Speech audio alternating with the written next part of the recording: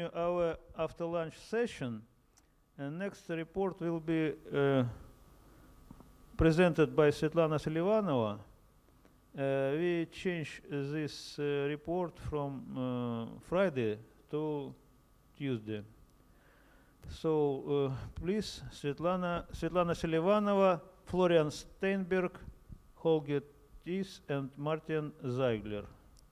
Please, please, yes, Svetlana, do your presentation. Thank you very much for the introduction.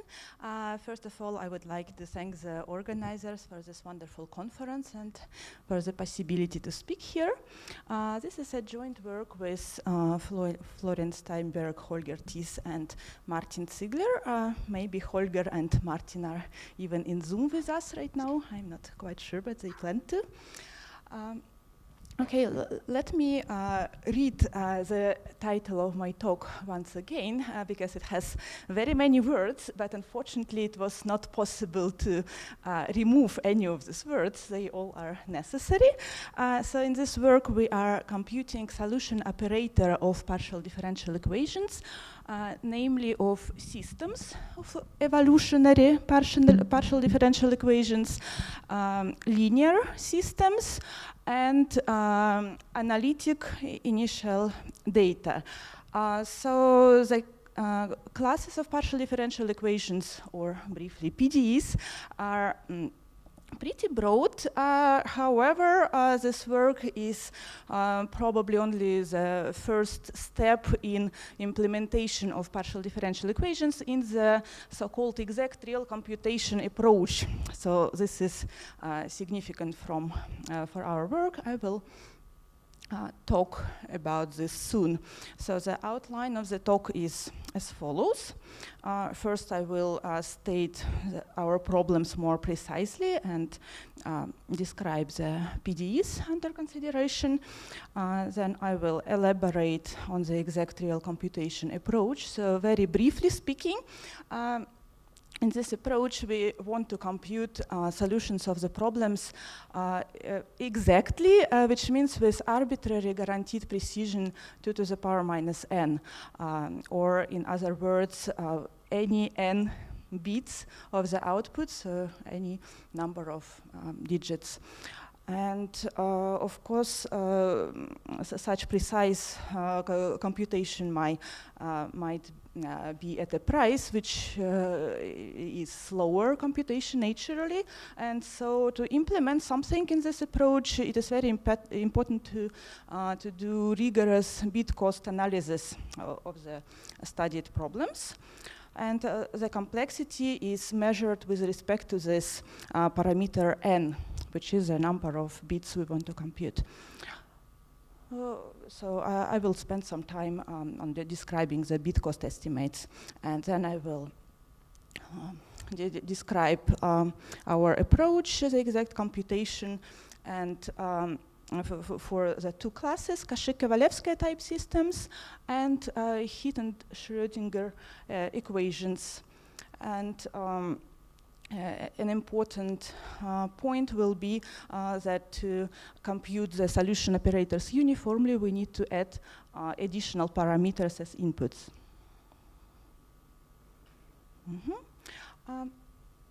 Yes, do you hear me well? Okay. So in general, the problems we are considering look like this. So in the left part of the equations, there is the partial derivative over t. So these are evolutionary equations, and the functions which we are looking for depend both on time and space. And in the right-hand part can be pretty arbitrary differential operator of higher order maybe, and this B are matrix coefficients, so they can be nonlinear. Linear systems means linear on the partial derivatives, but the matrix coefficients can be nonlinear, and there can be also some initial conditions and boundary conditions. So in addition, we assume that the initial conditions phi and the matrix coefficient b are polynomial time computable functions. So I will mention more precisely soon what it means. Yes, we all heard about polynomial time and exponential time and P problems in the discrete setting. However, it is possible to define natural counterparts in the real valued settings. And we are computing solutions at any given time and space points with a arbitrary given precision. So this n is given by the users, and here this un, in this the dyadic rational sequence approximating the solution are integers given in binary. So by now we tested some problems up to n equals 300, so quite many digits. And it is important to make the computation during a decent time. So for us, decent means polynomial on n. Okay, and the two important subclasses of this general problem are first, this first order systems. Let me immediately comment that many higher order systems can be also reduced to first order systems. For example, the wave equation can be equivalently reduced to first order acoustic systems. So acoustics, elasticity, and Maxwell systems are examples of such so-called symmetric hyperbolic systems. For these examples, BI are also symmetric. And a very well-known fact by Cauchy-Kovalevskaya is that if the initial functions, sorry, not f, but bi, so phi and bi are analytic, then so is a unique local solution. And in 2019, with Martin Ziegler and our student Ivan Kasvara, we have proved an effective version of Cauchy-Kovalevskaya's theorem, namely if phi, again, sorry, bi, okay, bi are additionally polynomial time computable functions, then the local solution is also polynomial time computable. And in the present work, in particular, we get uniform versions of the theorem and obtain parametrized complexity estimates of computing the solution operator. And we also implement these algorithms in IREM, which is an exact real computation package. And the second subclass are parabolic equations. So the previous ones were included hyperbolic systems and heat equations and Schrödinger equations for any spatial dimension are, yes, so heat equation is a parabolic type. And we consider a periodic boundary value problem for them. So periodic can be also viewed as the initial data is given on a torus. And to this case, the Cauchy-Kovalevskaya theorem does not apply because in the neighborhood of 0, the solution may be not analytic. However, for any fixed t bigger than 0, and with fixed t, the solution as a function on x can be computed in parametrized polynomial time. I will formulate the precise result further in my talk. So let me now move to describing the general exact real computation approach. So the primary naive motivation is, I think, very clear to everyone who ever tried to compute anything, that it would be very nice to for users of numerical packages to have the results of a computation, to have it accurate and without thinking about any error bounds. So especially it is important for safety critical applications and small scale applications, like maybe particle physics. So I would be very thankful if someone knows concrete nice examples. And in this approach, floating point errors are avoided. Also, yes, there are very many sophisticated numerical packages. However, sometimes they are hiding complicated sequences of computation from the users, and it might make hard to control the error propagation. So in this approach, we don't have this problem. Especially this problem would be relevant for problems with a big modulus of continuity and discontinuous problems, the danger of getting a wrong result. And in yesterday's talk of Viktor Selivanov on one of our joint works, he mentioned, for example, the spectral problems. So computing eigenvalues is a big modulus of continuity problem, and computing eigenvalues is even a discontinuous problem, which means in a theoretical rigorous approach of computability, it means that this problem is not computable at all. But of course, everyone would like to be able to compute the spectral decomposition. And as Victor mentioned, one of the approaches to treat this situation rigorously is to restrict from real numbers to some subfields. For example, consider the coefficients of a matrix being rational, or being algebraic reals, or being in some special primitively recursive subfields of reals, and so on. So this is one approach. And in this work, we use a different approach of treating the real numbers exactly, in the sense I will mention on the next slide. And in this case, we need to include some additional parameters as inputs. For example, for the eigenvalue problem, Martin Ziegler and Vaska Bratka have proved a long time ago that if we add the number of distinct eigenvalues as inputs, then the problem of finding eigenvectors becomes computable, and Park has recently devised such an algorithm which actually computes them with any given precision. Okay, so in exact real computation, real numbers are treated as an exact data type, which means that they are still computed approximately, but with any given precision. So we are given by the user the number of digits n, which we want to compute, and then the algorithm determines how many digits of the input it would require. It can be large, but that's the job of someone who is writing the program to treat it, and this number of digits depends on the modulus of continuity of the function which we compute. Currently, the exact real computation approach is rapidly developing, and there are several groups who are developing software.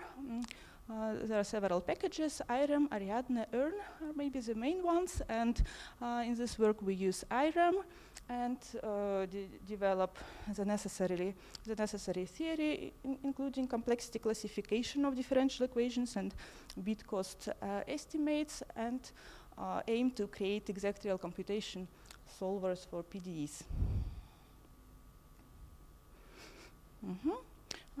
Yes, so in this way, rigorous bit cost analysis of both classical and newly developed methods leads to algorithms which are either optimal or exhibit potential of improvement. Okay, and for the bit cost analysis part, so the very informal question is what is the complexity of computation with respect to this output precision parameter n? So yes, very naively, this complexity of computation is 2 to the power n, or comparable to this. We might run into some trouble if n is very big, so the computation can run 1,000,000 of years or like this. And then if it is some polynomial of n, then the situation is much better, especially if this k, the degree of polynomial, is not too huge. And yes, even logarithmic of n would be even nicer. Some fast algorithms, not in this work, but in general, this would be nice. And at the template of the theorems which we are proving, so if the initial data, in our case, initial and matrix functions are so and so computable, then the solution is so and so computable in some complexity class. So we are assuming that initial data is polynomial time computable, and then ask the question how hard it is to compute the solution. And you know, on the next stage, it would be nice to prove after we analyzed an algorithm in this way, so what is the optimal complexity bound for the initial differential equation problem? So what would be the best algorithm to compute it, non-improvable, and which algorithm provides it, and that would, all of this question would yield a rigorous framework of computation, which includes existing methods and help to classify them, and also give rise to new optimal and reliable algorithms. So on this slide, there is a complexity diagram, not a complete one. So from classical, so-called discrete complexity theory, where on the left there are feasible algorithms, polynomial time, on the right there are exponential, non-feasible algorithms, and the primitively recursive ones, which Victor talked about, are even larger than exponential. But still within the general computable class. And in between, there are the famous NP class, P-space class, so algorithms using polynomial amount of memory cells. And in between of these classes, there is so-called counting polynomial class, sharp P. I will not go into details, but I will mention it on one of the slides later. And in these books of Klaus Weihrauch and Karaoglu, also Borel and Richards, and there are several more major books in this direction. This approach of computability and complexity is generalized to the continuous setting of real valued function and complex valued function, and even more complex objects. And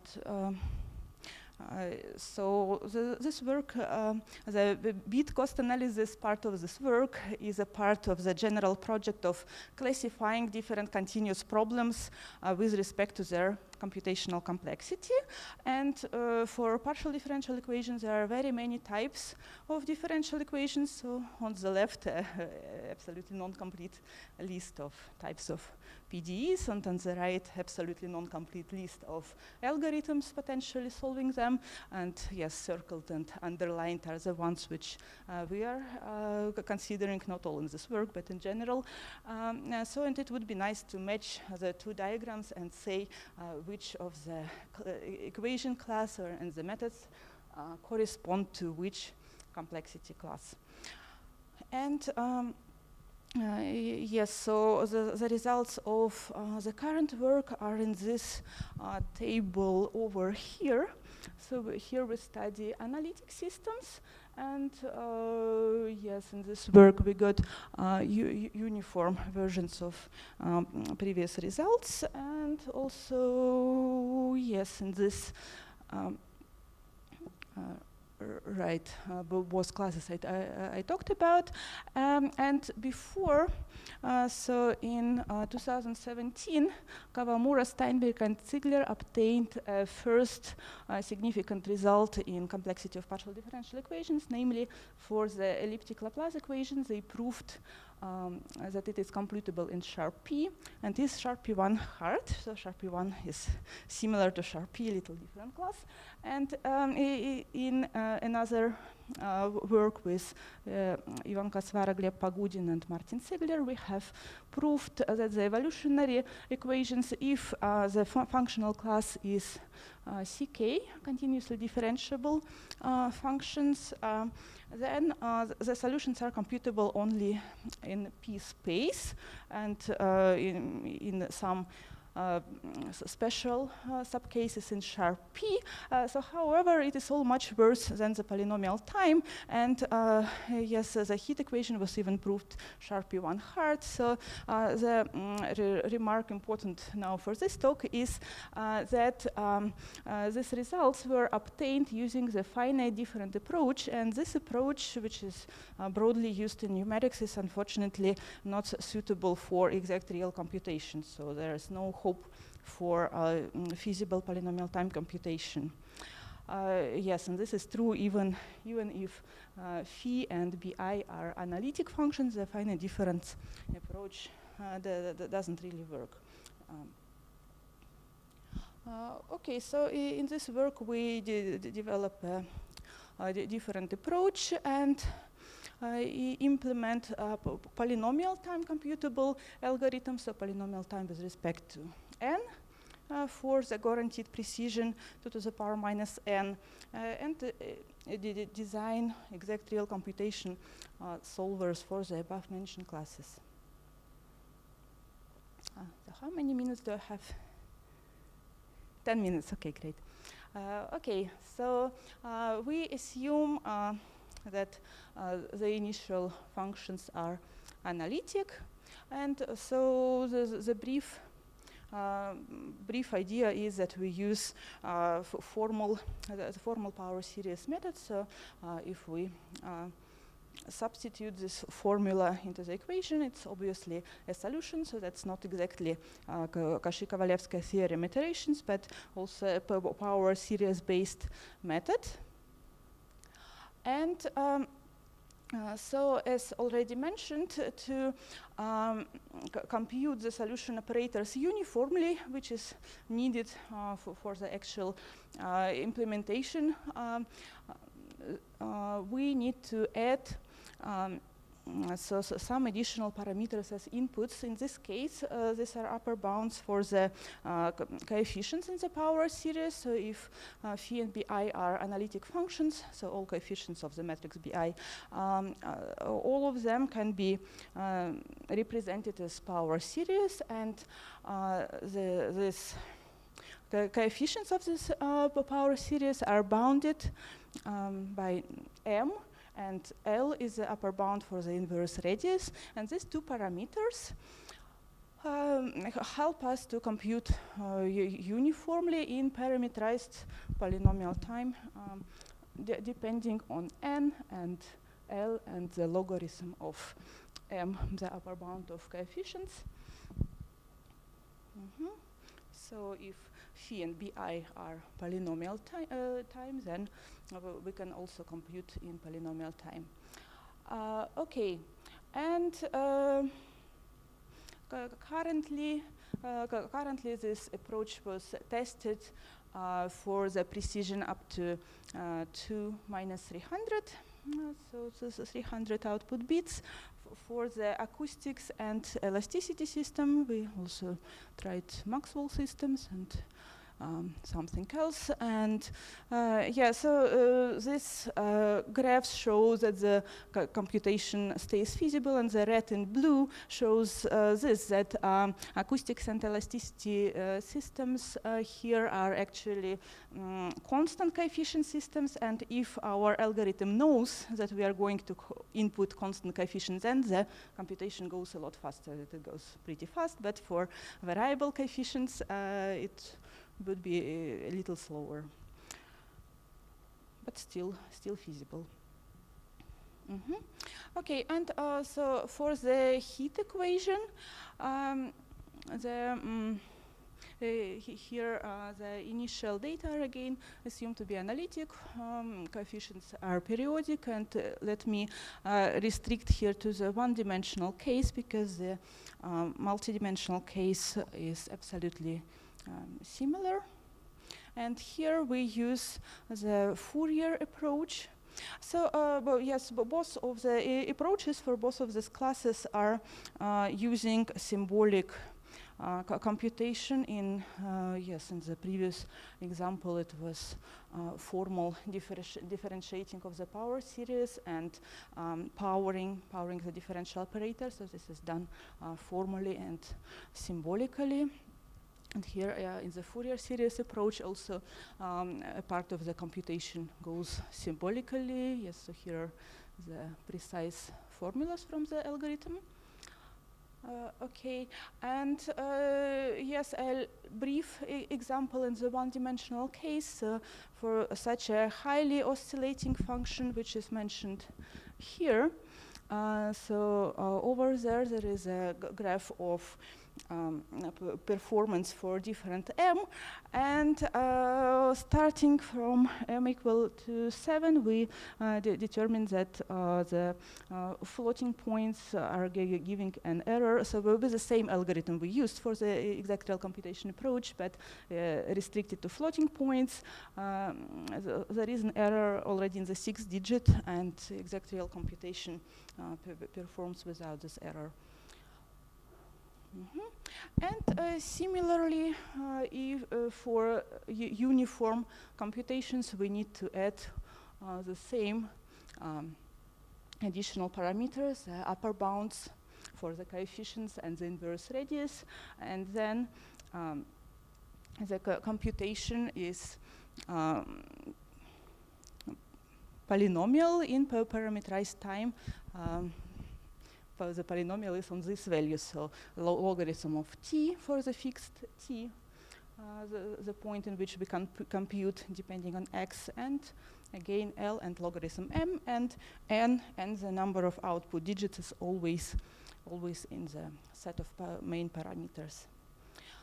Okay, so let me conclude.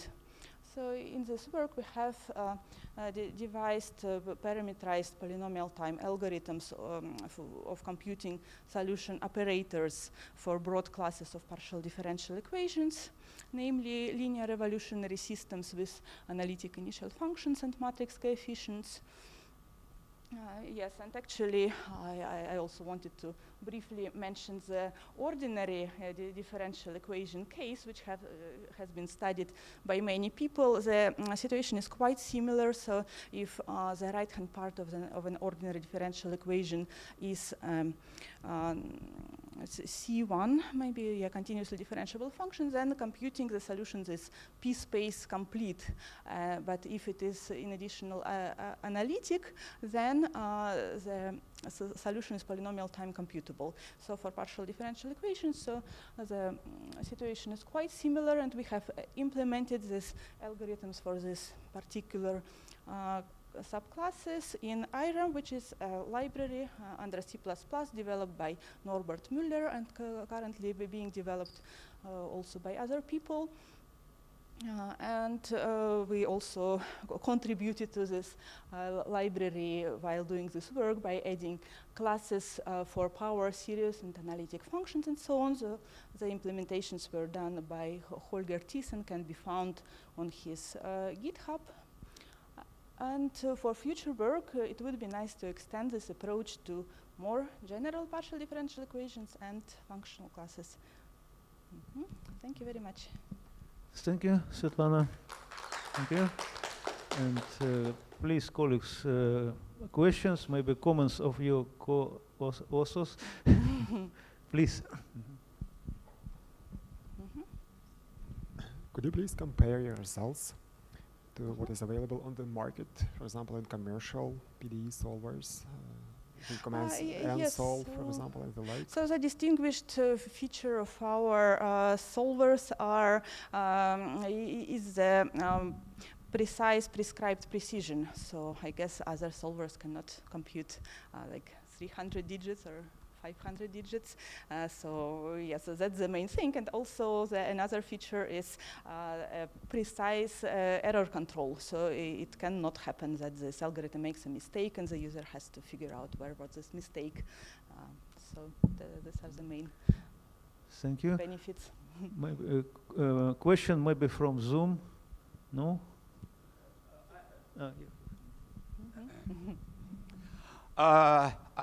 I would like to assert that the linear partial differential equations with analytic initial data and boundary conditions have sufficiently limited applications because the vast majority of phenomena in nature, engineering, are described by quasi-linear or non-linear partial differential equations.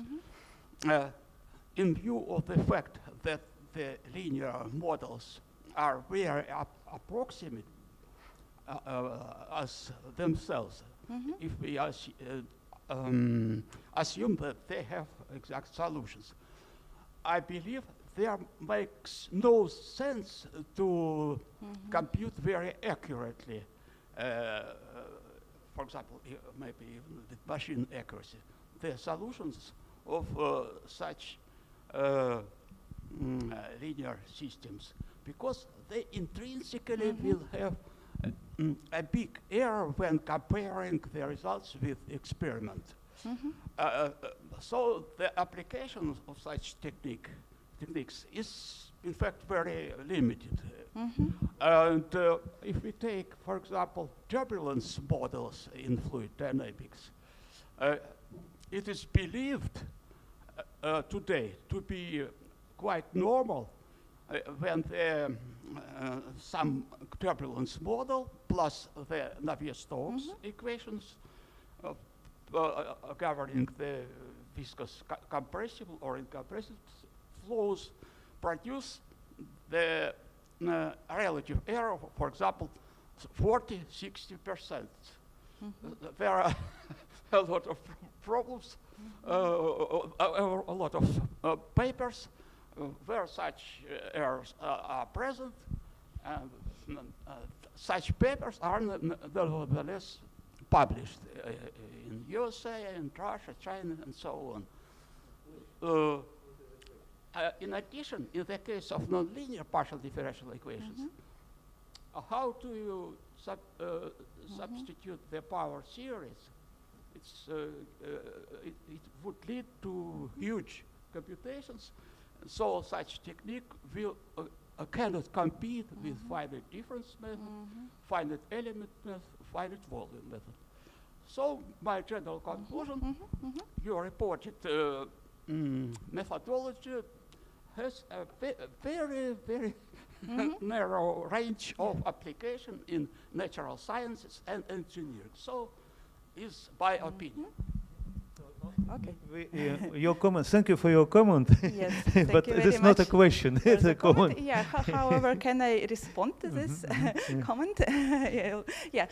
First of all, thank you very much for mentioning this application. It is it is, of course, very relevant because, as I mentioned in this work, we consider only model examples as a very first step in this direction. So this is the very first work with some exact real implementation for PDEs. So for ODEs, as I mentioned, people went already pretty far. So we still have some hope that one day there will be more practical application for this method. So by now, we try to consider some quasi-linear systems, but even got stuck on bit complexity estimates. It's double exponentials, not implementable. However, we have some hope to improve the model of encoding the functional spaces, such as Sobolev spaces, so that some more practical algorithms would become polynomial time computable in this approach. However, I agree that it's some faraway future for us, and I understand that for people who do compute practical problems, that sound by now a little bit like too much of a first step. So yeah, thank you for your comment. I would like to assert that fast and reliable PDE solvers for linear PDEs are in high demand in many software systems, definitely. So they are useful, definitely, by all means. Thank you for answer. More question, no question. Thank you again. Thank you. Okay, thank you. The next presentation will be Alexander Petrov online, offline. Alexander, are you here? Petrov, yes. Please share your screen. Что говорите? Dear colleagues. Алло. Please, пожалуйста, включите презентацию, Александр. Презентацию свою. Ну, как бы... тут нужно включить демонстрацию. Демонстрацию экрана. Там зелененькая такая. Демонстрация возможно. То есть вы дайте права. Права? Ага. Потому что мы нажимаем демонстрация, и, ничего, демонстрация невозможно. Права нужно. Вы должны разрешить демонстрацию. Да. Разрешите демонстрацию. Все, включайте демонстрацию. Окей, Ага, все, включу. Да, давай. Угу.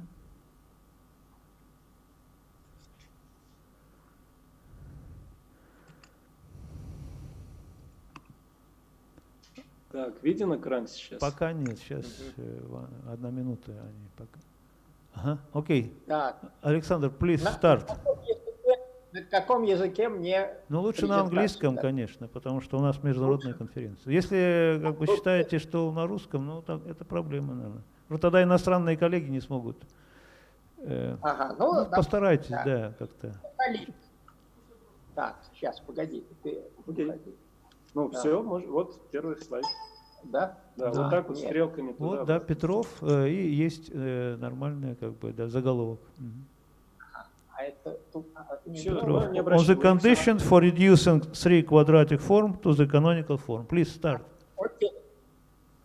Dear colleagues, my report is related to the study of oscillation of dissipative mechanical system.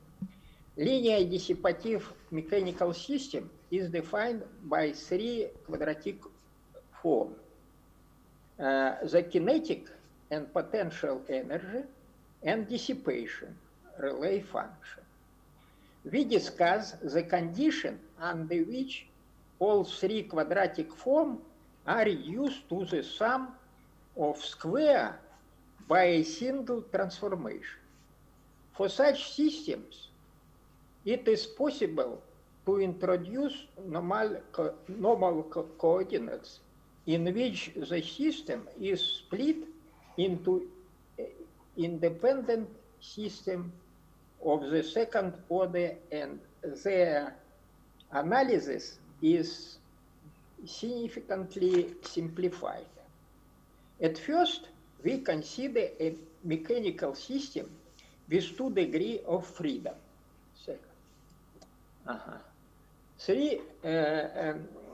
With 2 degrees of freedom. Equation of motion of mechanical system have the form.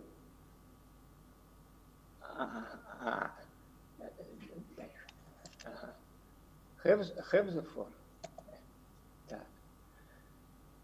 Have the form where T is kinetic energy, R is dissipative relay function, and P is potential energy. And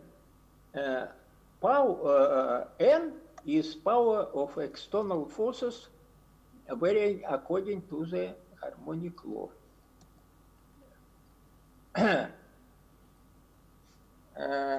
We prove that if the determinant composed of coefficients of 3 quadratic form R11, R12, R22, B11, B12, and B22, and etc., is equal to 0. And the equations are split in 2 independent equations of the second order, which are easily solved. It is 2 equations, 2 independent equations, and it is solution of this equation.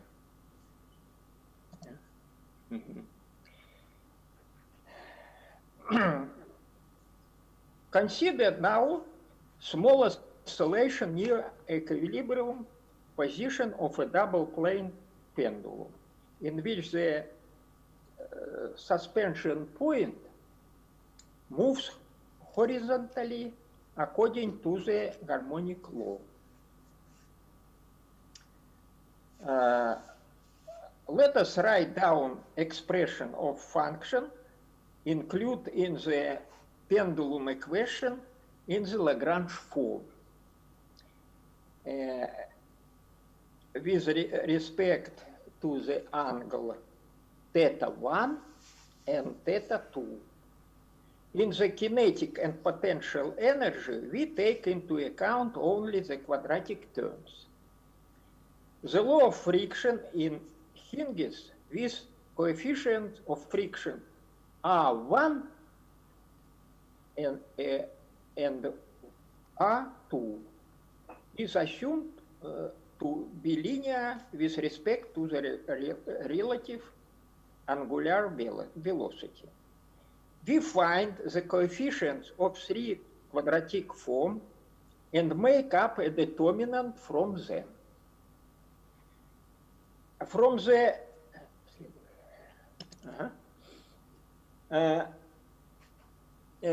we find coefficient of form, and from the condition determinant is equal 0, we obtain then R1 and R2 proportionally mass 1 and mass 2.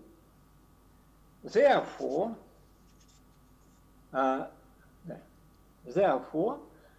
we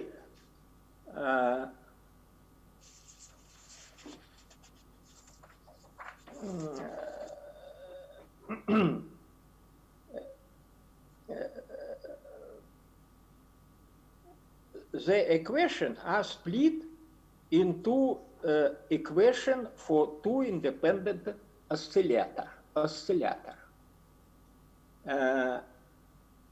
It is two equations for two oscillators, two independent oscillators.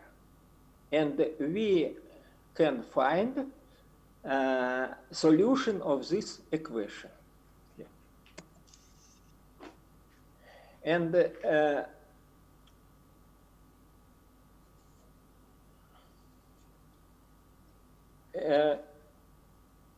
it turned out that the maximum amplitude of second characteristic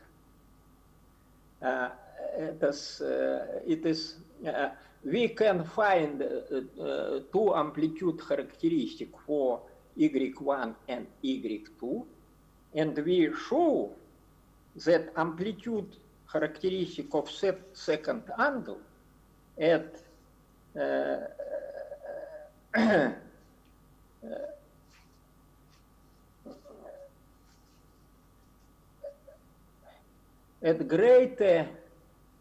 more greater than maximum amplitude of y1, amplitude y1, and therefore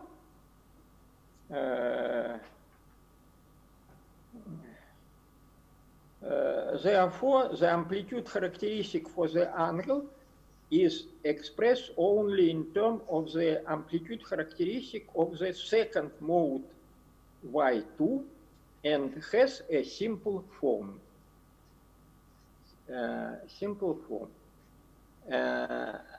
And we show amplitude characteristic of θ2 for three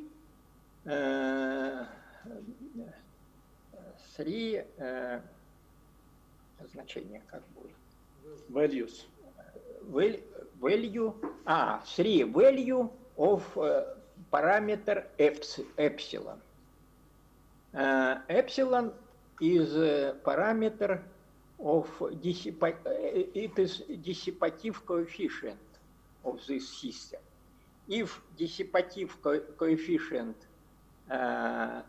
tend to 0, the maximum of amplitude characteristic tend to infinity.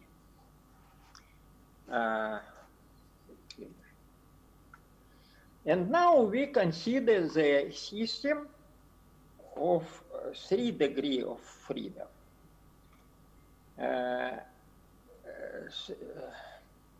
In this case,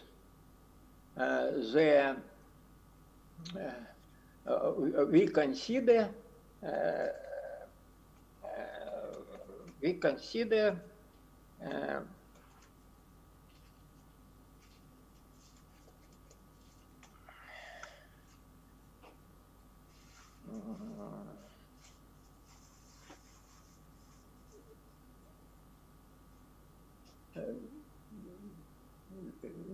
так, сейчас это самое, электрическая цепочка. Electric chain. Да, electric change. With, так,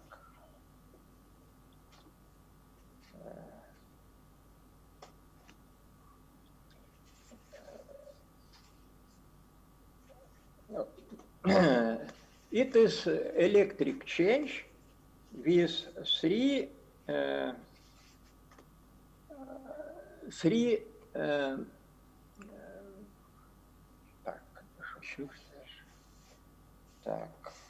Resistors. The figure show a 3 circuit electrical circuit. Circuit. L1, L2, and L3 are inductors. C1, C2, C3 are capacitors. Capacitors. And R1, R2, R3 are resistors. And here is a source. Source. The direction of the current Y1 and is equal to dot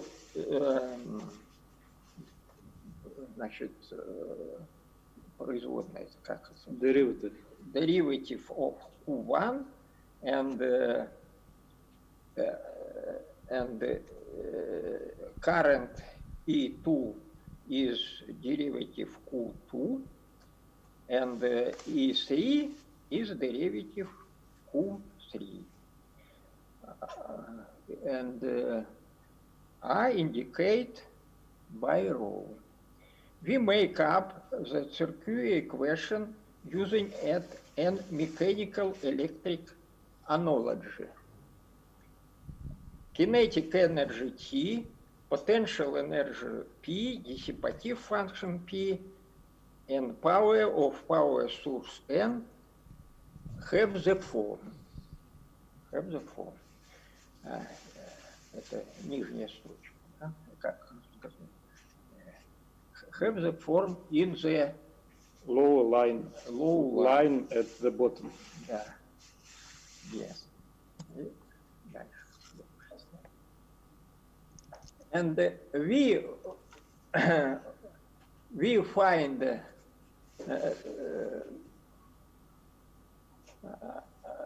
new variable y1, y3, and y2, and we obtain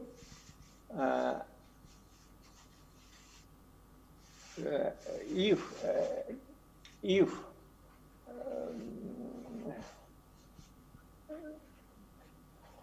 we obtain change variable Q1 from y1, y2, y3, and the quadratic form transform to the canonical forms. And there are sum of square of y1 and y3 and y2. And we obtain the system of equation, three system of equation for three independent oscillator. And we obtain simple solution of every oscillator, and we obtain very simple solution for this variable y1, y2, and y3 in second.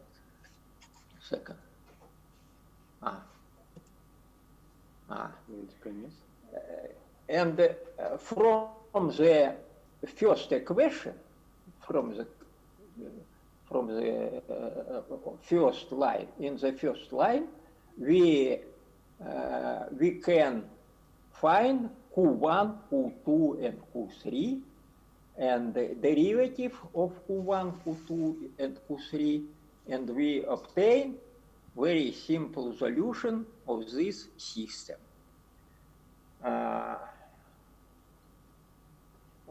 Thank you for your attention. Thank you. Please. Please. Questions, please.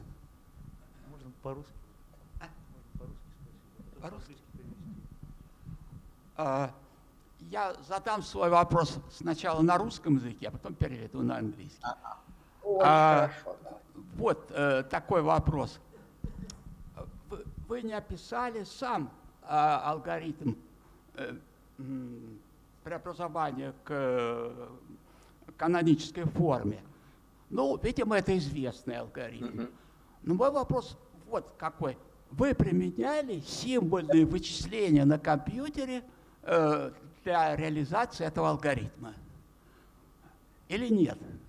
Или вручную делаете? Yes. Yes. Не применяли? Применял. Значит, в какой системе компьютерной алгебры? Ситуация такая. Значит, есть алгоритм Новикова. Вот Новиков критериев. Вот три квадратичные формы можно привести одновременно к каноническому виду одним преобразованием, если для матриц квадратичных форм выполняется вот такое соотношение. Да, это все хорошо. Но вот. Так вот, из этого соотношения как раз и получаются те простые соотношения, которые я использовал. Вот они получаются с помощью компьютерной алгебры. Вот для того, чтобы для системы с двумя степенями свободы, вот из критерия Новикова, который написан for n is equal to, we obtain matrix A, B в минус первой степени C минус C, B минус первой степени A умножить на determinant B. С помощью компьютерной алгебры доказывается, что вот это выражение равно вот матрице из 2 на 2, в которую входит вот determinant D. И из этого тождества, которое получается с помощью компьютерной алгебры, мы получаем вот это мое условие. И таким образом сложный критерий Новикова упрощается, и вот получаем мы вот такое простое соотношение. А если у нас система с тремя степенями свободы, n равно 3, n is equal 3, мы получаем три соотношения. Вместо 9, вот как у критерия Новикова, матрица имеет 9 элементов в этом случае. А с помощью компьютерной алгебры мы доказываем, что вместо вот этих условий m и g равно нулю, их n квадрат этих условий, мы получаем для случая n равно 2 одно условие, вот оно простое, и при n равном 3 мы получаем 3 условия, и тоже очень простых.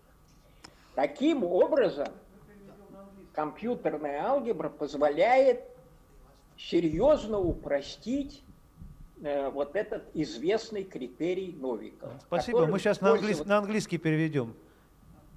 Да. My question was as follows. I asked him about whether he has used symbolic computations on computer when deriving the canonical forms from the original expressions. His answer was yes, they have used symbolic computations, and then he has presented some details of this algorithm. In my opinion, this aspect was not presented by him during the presentation, despite the fact that this conference has a heavy accent right on the symbolic computations. But I thank you for your response.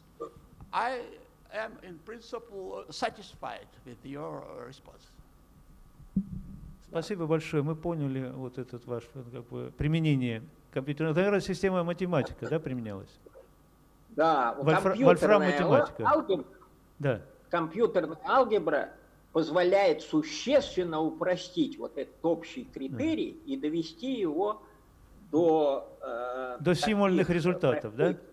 До аналитических результатов. Таких простых результатов, с помощью которых мы можем существенно упрощать решение, исследование вот этих механических систем, которые я продемонстрировал. Большое вам спасибо. Thank you very much for your presentation. Thank you. Спасибо. Thank you. Все, спасибо. Отключайте свою презентацию. The next presentation will done Anton Betten and Fatma Karaoglu. Пожалуйста, выключите.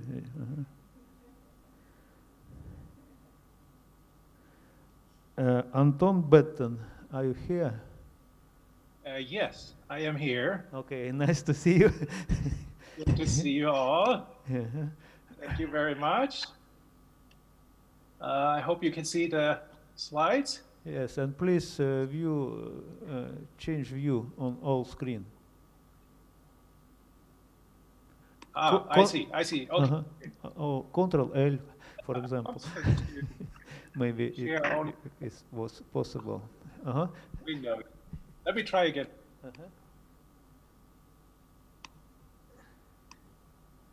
Okay, nice. Is this better? Yes, it's better. Okay, thank you. The talk is about isomorphism testing of algebraic varieties using canonical forms. And this is joint work with Fatma Karaoglu, who is doing a postdoc here at Colorado State University. What is the problem? Two algebraic varieties are called isomorphic if there is a coordinate change such that one variety can be transformed to the other. In this talk, we are mostly concerned with projective varieties. In this case, the transformations are called projectivities. And a more general point of view is the point of view of group actions. So a group G acts on a set X. Two elements A and B in the set X are said to be isomorphic if they belong to the same G orbit. Classification is the process of determining the orbits constructively by constructing exactly one orbit representative for each orbit. A classification must be complete. That means each orbit should be found. The example we have in mind is X, a class of varieties in projective space, and G, the projective linear group, or if you want, the collineation group, if you know what that is. An orbit transversal is a set of representatives. Classification algorithms are algorithms which produce a orbit transversal. And in most cases, you also want to compute the associated automorphism groups, which are the stabilizers in the group action. Fast algorithms almost never exist. That is unfortunately. Enumerative combinatorics is concerned with counting and can be used to verify the result of a classification. Using the orbit stabilizer lemma, when you know the automorphism group, you know the orbit length. By adding up over the transversal, you can determine the size of the underlying set, and you can check if this matches with the enumerative formula. Let me talk about classification now. For very small sets, you can use Schreier trees. For larger sets, you basically have two algorithms working together. One could be called a generator, and another one could be called a filter. And the purpose of the generator is an algorithm which generates sufficiently many objects so that you're guaranteed that every orbit is represented.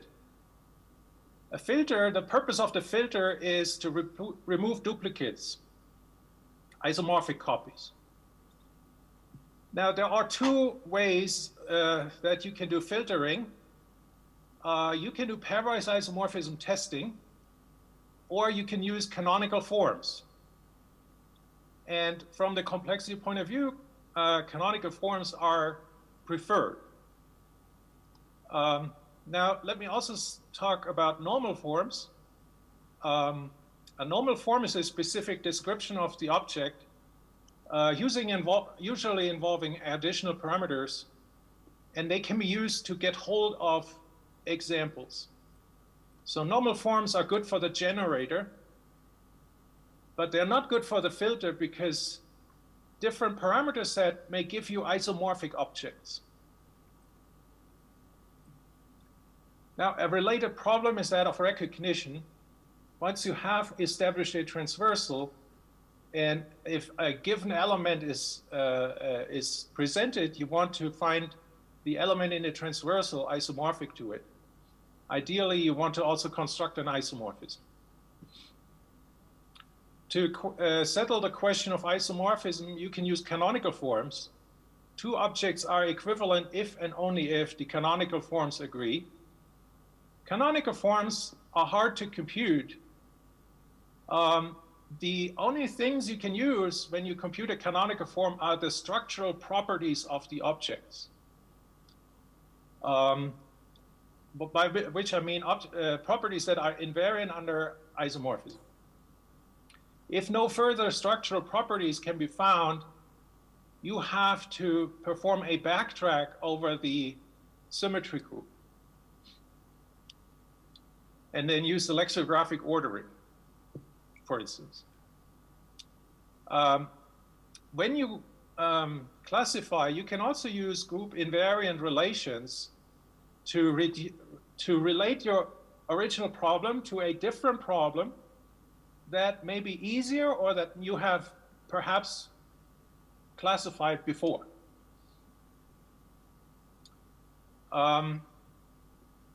So for the filter, we can use canonical forms, or we can use the G-invariant relations. And here are a few names of people who worked in this field. Perhaps Brendan McKay, most well known in the world of graph theory, has a software for canonical forms for graphs. Jeff Leon has a software for canonical forms for various types of combinatorial objects. And then I would just want to mention Bernd Schmalz and Steve Linton, and then our own software Orbiter.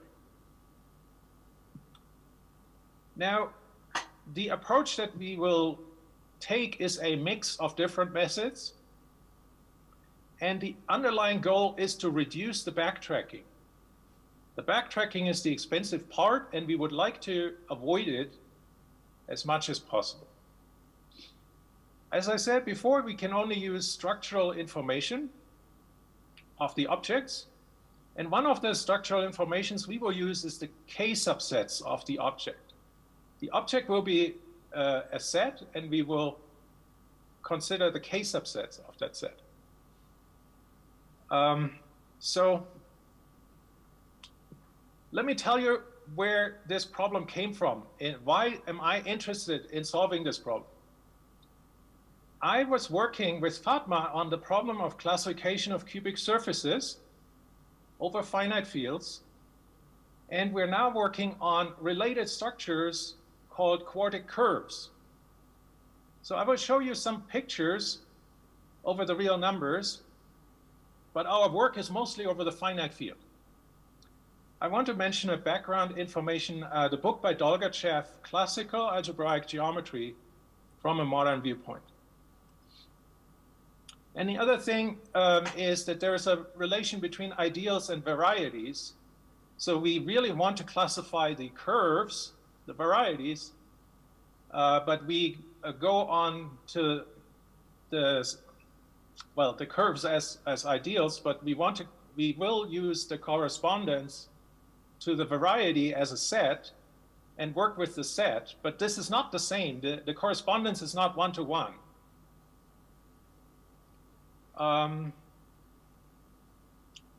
Okay.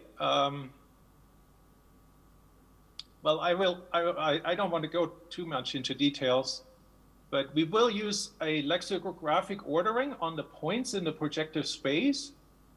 And remember, we are working over a finite field, so that can be easily done. And we will work with the relation between projective varieties and homogeneous ideals. And we will use the relation between K subset of a set.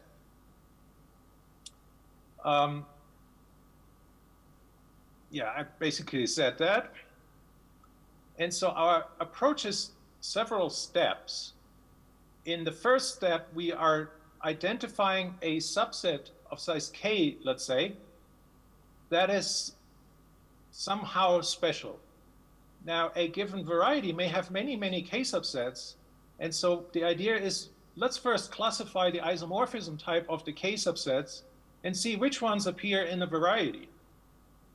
And then we pick one of them, and we only have to consider K subsets isomorphic to this. I don't know if this makes sense, but an isomorphism preserves the type of subset, so we are free to choose any one we wish.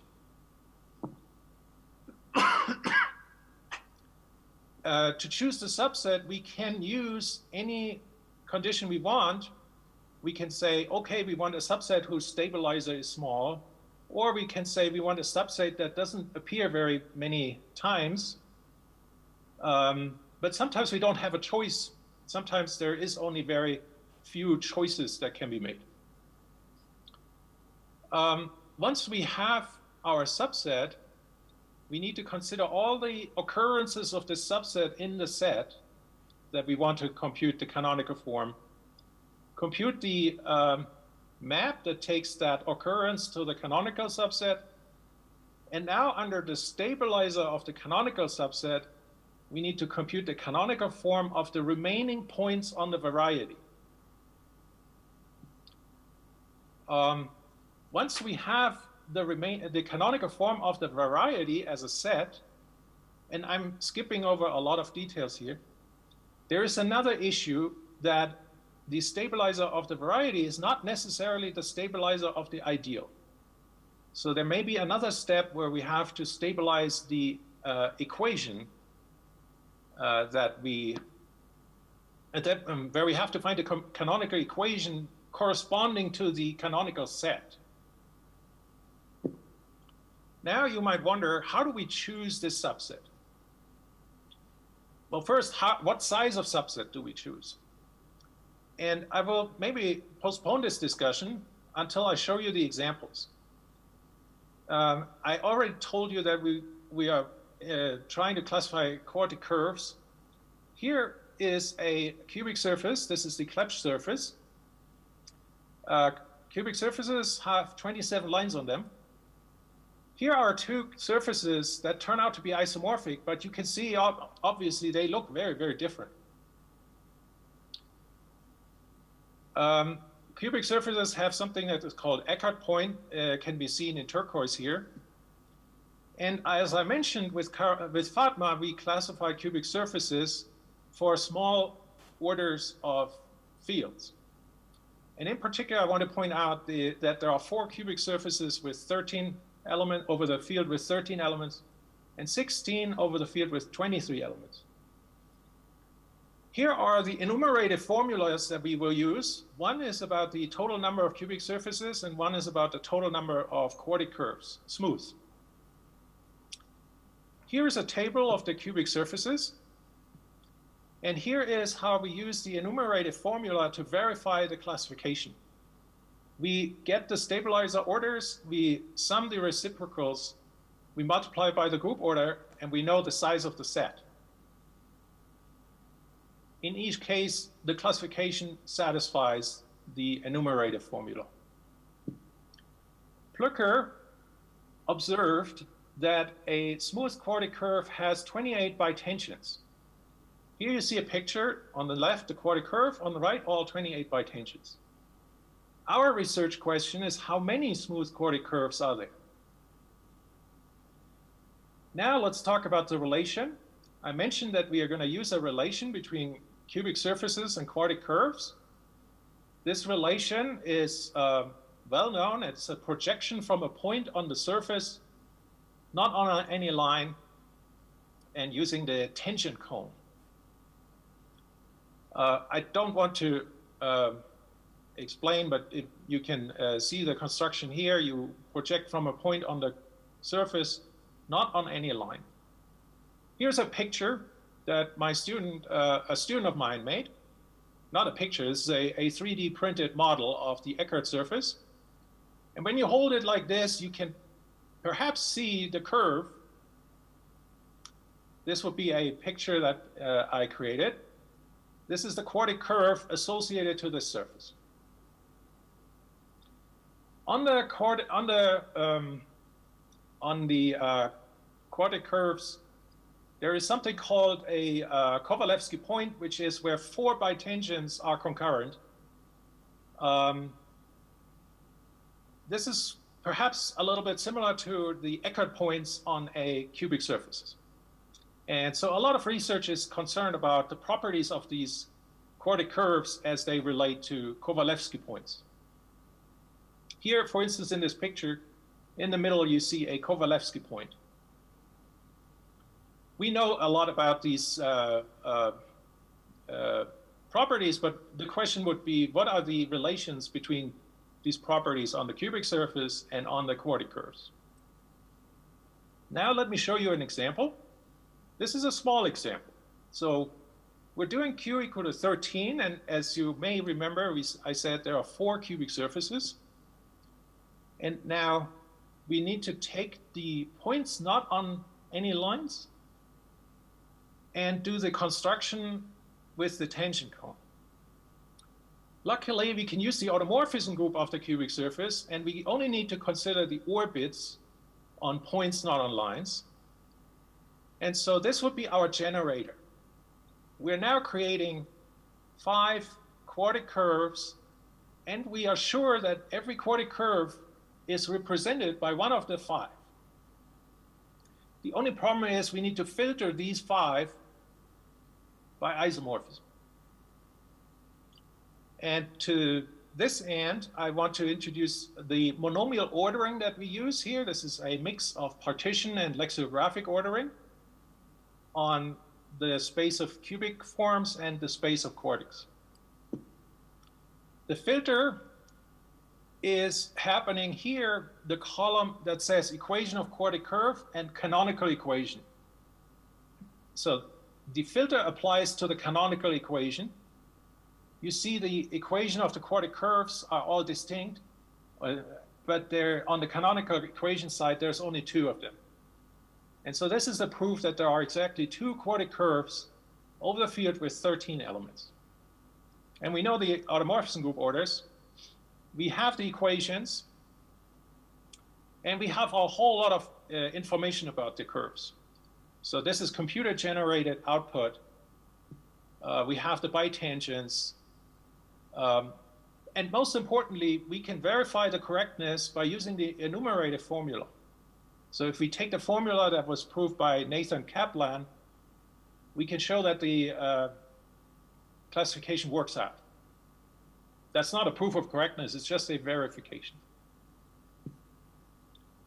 I don't know about time, so maybe I should be short here. But when you, I just want to talk one more time about the subset. How do we choose the subset? In the projective plane, we chose subsets of size 4. And the subsets that are interesting, if you do projective geometry, these are the quadrangles. These are 4 points, no 3 on a line. And we choose this in the case of the first curve, but the other curve doesn't have any of these. So we are forced to choose a different type of subset. And the other curve actually only consists of 4 points. So we only have one 4 subset. Even worse, in some cases, we may run into curves that have no points at all over the field that we are working. But they're still curves. The point is that these curves have points over the algebraic closure. So we're in a field that is too small. Let me now come to the end and show you our results. So we are now focusing on the field of order 23. And as I said, you may remember I said that there are 16 cubic surfaces. Now, when I take the orbits on points, not on lines, I get 539 quartic curves. And one of them has no points at all. So the algorithm wouldn't work because we can't choose a subset. But for all the others, the algorithm works, and we find 40 isomorphism types from all the others and 1 isomorphism type from the remaining curve must be its own isomorphism type. So here you see the table of 16 cubic surfaces, and the column on the right here, you see the sum 539 orbits. And now this is the result of the classification. There are 41 quartic curves, and the last one down there could not fit into our algorithm. So I don't have a canonical equation, but what I did is I used a different algorithm to compute the canonical form of sets on the 28 bitangents in the dual plane. So that's how I found the automorphism group order of this curve without points. So if I now, it's important that I have this because now I can use the formula by Kaplan and verify that this classification is correct.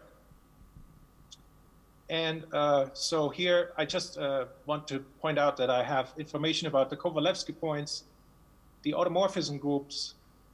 I have the canonical equations. I have the bisecants, how they intersect the curve. And that is what I wanted to say. Thank you very much for your attention. Anton, thank you very much for your very nice presentation. And please, questions. You have presented a method for investigating the isomorphism with the aid of canonical forms. And you have even presented a number of sufficiently non-trivial three-dimensional shapes. My question is as follows. What are the applications of your algorithms in, for example, engineering, architecture, and so on?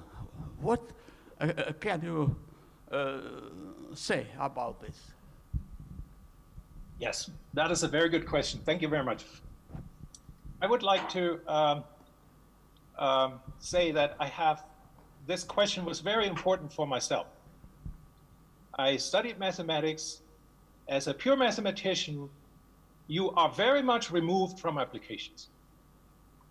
Now, what happens is I am working here at Colorado State University, and there are colleagues in the computer science department, and one of them is designing better ways for internet packages for the error checking on the packages. And what they use is algebraic methods. They use something called CRC codes, and the choice of the code is a classification problem. So, believe it or not, there is a table that some engineer has created, and it says, use this polynomial. How did they choose this polynomial? You would have to classify all polynomials and study their properties. And so my work is a contribution to the problem of classification of algebraic objects, which can then be used for practical problems such as error checking, TCP/IP internet packages used by almost everybody on the world. So I'm very happy that I'm only a small part of this process, but there is a connection between pure math and the real world.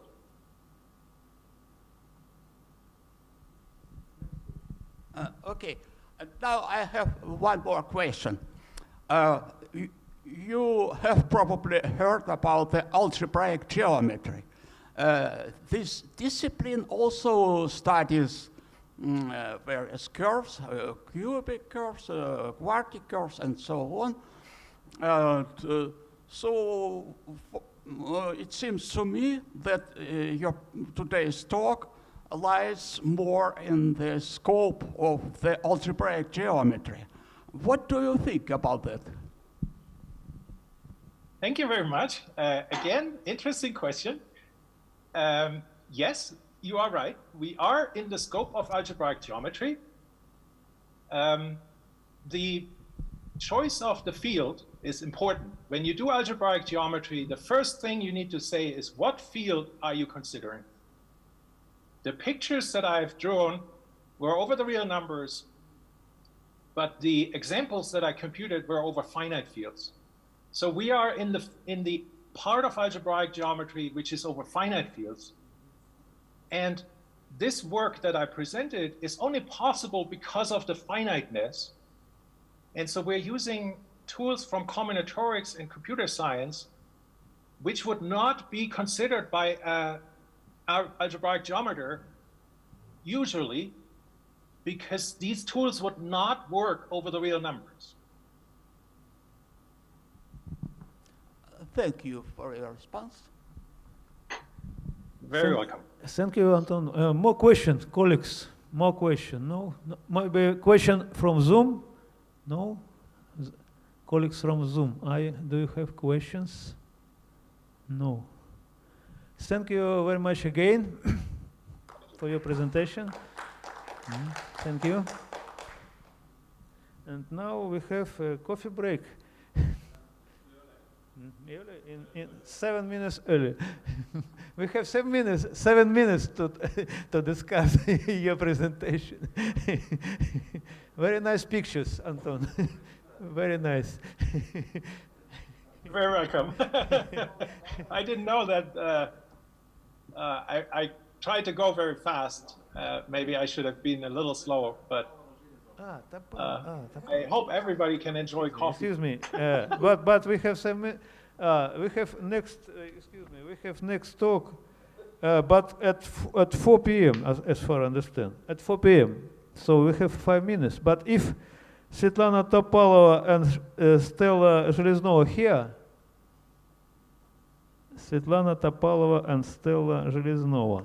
I'm here. Okay. Stela will be please, Anton, switch off your screen. And can I say a few things before we start Stela's talk? Stela Zhelezova, yes?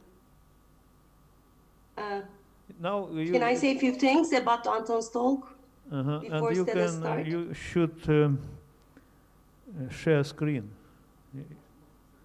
Yes, it's possible. Maybe they don't hear me. Yes, fine, it's possible okay. to. You have permission to share screen. Yes, but Fatma want to say something about Anton's talk? There 5 minutes, maybe? Yes, but if you want to make some comment, to add some comments to Anton's presentation. I'm not, but Fatma want to say. But I asked the colleagues from Zoom, but no answer. Fatima, you co-author. Okay, Fatima, please maybe add your comments to Anton talk. Okay, I am sorry not to be fast enough. Yeah, so I think about algebraic geometry, when Anton talked about this picture over the real numbers, yes, but they are over the complex numbers, so they consider the algebraically closed field. So I just want to make a point to this. And also in the finite fields, we also have very interesting example, because not every smooth cubic surfaces and the smooth quartic curves necessarily need to have 27 lines or 28 by 10 by seconds. So they can have different number, but they can be still smooth. So there are more interesting objects in finite fields. So I just want to mention that bit. Sorry for. No, we have time to do a comments and maybe add some adds. Thank you. Yeah, Fatma. Yes. Okay, thank you so much. Thank you. Nice to see you and hear you also. Nice seeing you, everyone. Okay. Thank you. And next presentation will do Svetlana Topalova and Stela Zhelezova. Yes. Who will do the presentation? I will give a talk. Who will do it, the presentation? I will Svetlana? do. Yes? So I'm Stela Zhelezova. Stela, Stela or Stela? So I share my screen. Yes, it's nice. We see, but now please change view. Full screen view. So. Oh, nice, very nice color of your presentation. Can you hear me? Yes, we hear and we see your presentation also. Please start. Thank you. This is joint work with Svetlana Topalova. We are both from the Institute of Mathematics and Informatics of the Bulgarian Academy of Sciences. The study of parallelisms is motivated by their numerous relations and applications. We use the power of computer system of computational algebra, discrete algebra GAP, and also the power of high performance computing to construct new parallelisms of PG3-5 that are invariant under cyclic automorphism groups of order 8. Our research is possible by the provided access to the high performance computer system of the Bulgarian Academy of Sciences. My talk will start with some definitions and the history of the problem. Next, construction method which we use and obtained result follow. There are many reasons for the recent intensive research on spreads and parallelisms. They have various relations and many applications. An overview of the most of the known theoretical results can be found in the book of Johnson. Parallelisms and spreads are related to combinatorial designs, translation planes, etc. We consider projectives, n-dimensional projective space over the finite field with Q elements. So we construct PG35 as four-dimensional vector space over the field with finite field with 5 elements. Then points of this projective space are all non-zero four-dimensional vectors whose rightmost non-zero element is 1.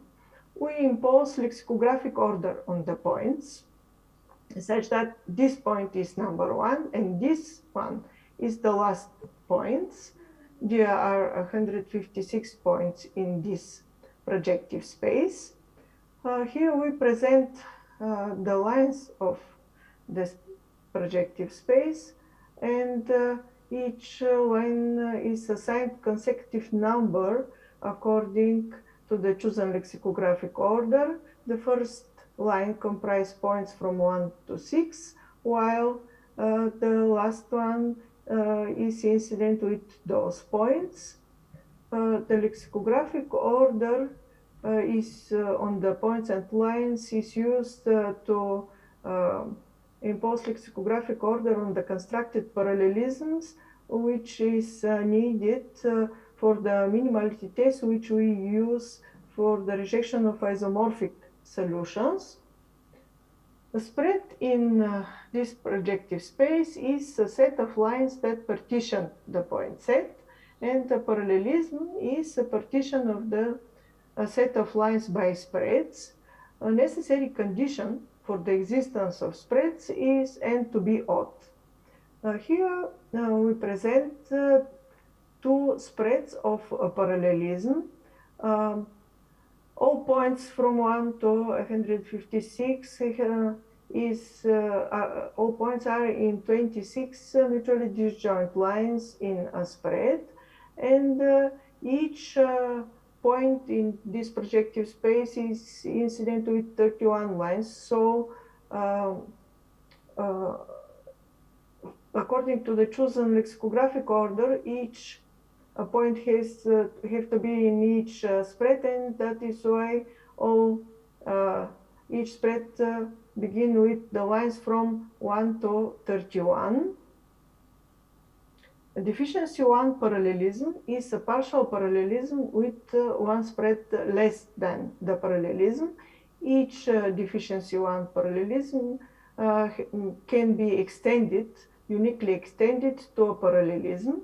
A parallelism is cyclic if it has an automorphism group that move its spreads in one cycle. As Anton mentioned, the most important is the problem of finding only classification problem for finding only non-isomorphic solutions, objects, and so on. So two spreads are isomorphic if there is an automorphism of the projective space that map one to the other, and two parallelisms are isomorphic if there is an automorphism of the projective space that map each spread of one parallelism to a spread of the other. An automorphism of a parallelism is an automorphism of the projective space which preserves it. It maps each spread of the parallelism to a spread of the same parallelism, and the automorphism group of a parallelism is a subgroup of the automorphism group of the projective space. So we can choose a subgroup of this group and try to construct parallelisms invariant under this chosen group. According to the projective spaces of dimension 3, a regulus in this such a projective space is a set of Q plus 1 mutually disjoint lines, such that if a line L intersects 3 elements of the regulus, it intersects all its elements. This line is called transversal, and sets of all transversals of a regulus form its opposite regulus, and any three mutually disjoint lines determine a unique regulus. So according to the regularity, spreads can be regular, subregular, or irregular. A spread is regular, it contains any unique regular determined by any three of its lines. So a regular spread can have 0 or q plus 1 common line with particular regulars in this space. If there are no reguli in a spread, it is a regular, and here we present some of the subregular spreads, some types of subregular spreads. A whole spread can be obtained by the regular spread by replacement of one regulus by its opposite. Conical flock spread has q reguli, which share exactly one line, and derived conical flock spread can be obtained from conical flock spread by replacement of one regulus by its opposite. If all spreads in parallelism are regular, parallelism is called regular, and a parallelism is called uniform if all its spreads are isomorphic. There are many general constructions of parallelisms in PGN2. Such a construction is presented by Zaitsev, Zinoviev, and Tsemakov, and independently by Baker, and in those projective spaces by Boltier-Spacher. There are two infinite families of regular cyclic parallelisms in PG3Q, with Q equal to 2 modulo 3 by Pentila and Williams. Maybe projective spaces of dimension 3 are most studied. How the classification problem looks like here. All parallelisms of PG32 are known. They are regular since each spread in this projective space is regular. All parallelisms in PG33 were recently classified by Betten. The classification of all parallelisms in the larger projective spaces is infeasible up to now. So there are many classification results which rely on assumed group of symmetries. For PG34, the classification problem is open only for parallelisms with a full automorphism group of order 2 or with the trivial automorphism. What about parallelisms in PG35? There are computer-aided classifications of all cyclic parallelisms, of regular parallelisms with automorphism of order 3, and of parallelisms invariant under automorphism groups of order 13 and 25. Here in this work, we consider the biggest cyclic automorphism group with which the parallelisms are possible but have not been classified yet. And the groups are of order 8. The cyclic the parallelisms invariant under the definite cyclic automorphism group of order 8 with some different additional restriction have been considered before, but there are many such objects. So we use now the power of high performance systems to construct parallelisms invariant under the cyclic automorphism groups of order 8. Let's denote by G the full automorphism group of PG35. It is isomorphic to P gamma L 4, 5, and it is of this order. if we denote by H subgroup of G, this is the normalizer of the H in G. CO2 subgroup of G is of this order. It has 512 elements. They are of orders 2, 4, and 8. And we use a system for computational discrete algebra, GAP, to obtain this group and to study its elements. They are in 12 conjugacy classes. Here we present some of the properties of the groups generated, of the cyclic groups generated by the representative of each class, from each class. So they are presented fixed points, fixed lines, the order of the normalizers of the considered groups, and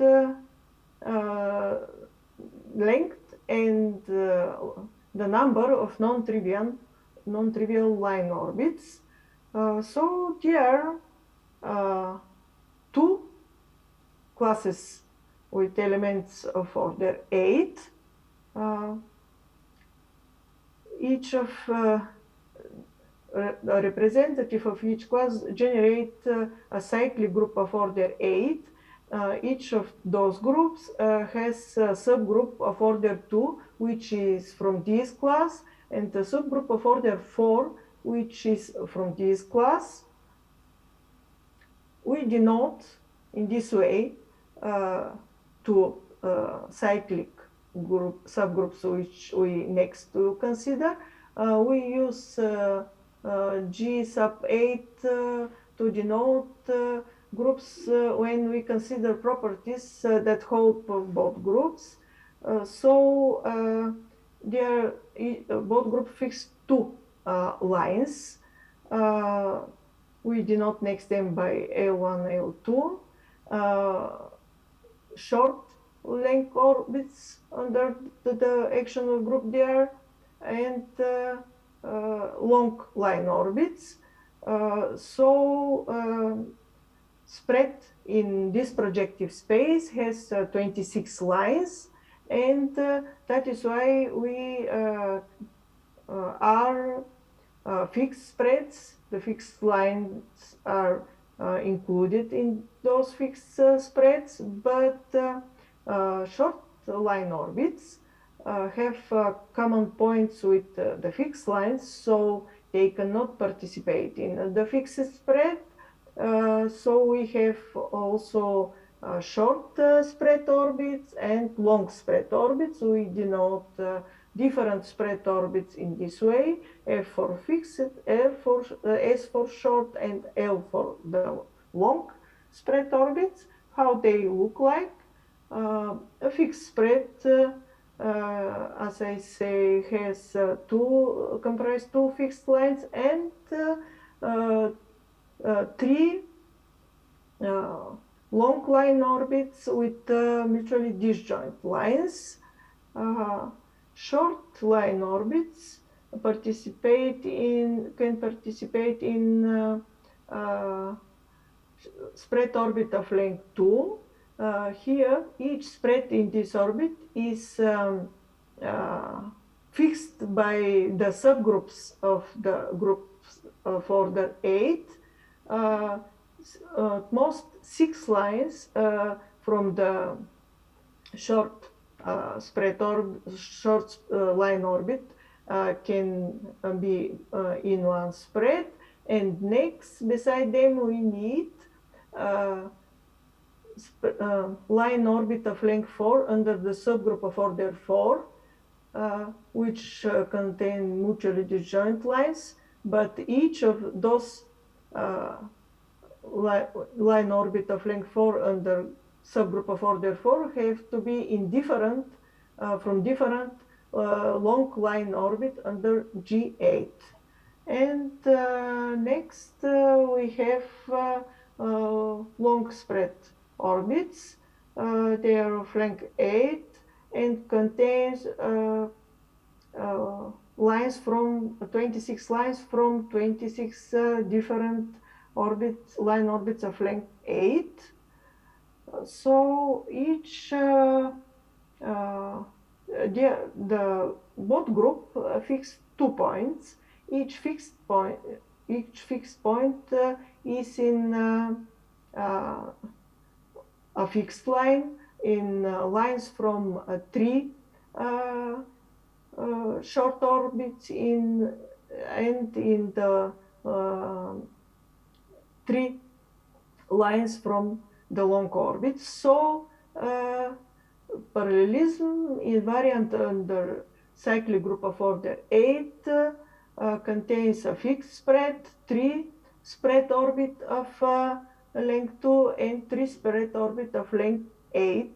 As Anton mentioned before, we construct only orbit leaders, only one representative from each orbit. So instead of 31 spreads, we construct 7 orbit leaders, but this is not enough to finish our classification because there are many objects. How is difficult this task? You can see that here the number of different orbit leaders from type F1, S2 and L8. So we have more than 14 million possible orbits of length 8. That is why we constructed first only partial parallelisms that comprise fixed spread and 3 orbits of length 2. We present here them and find the order of their automorphism group which belong to the normalizer. So next we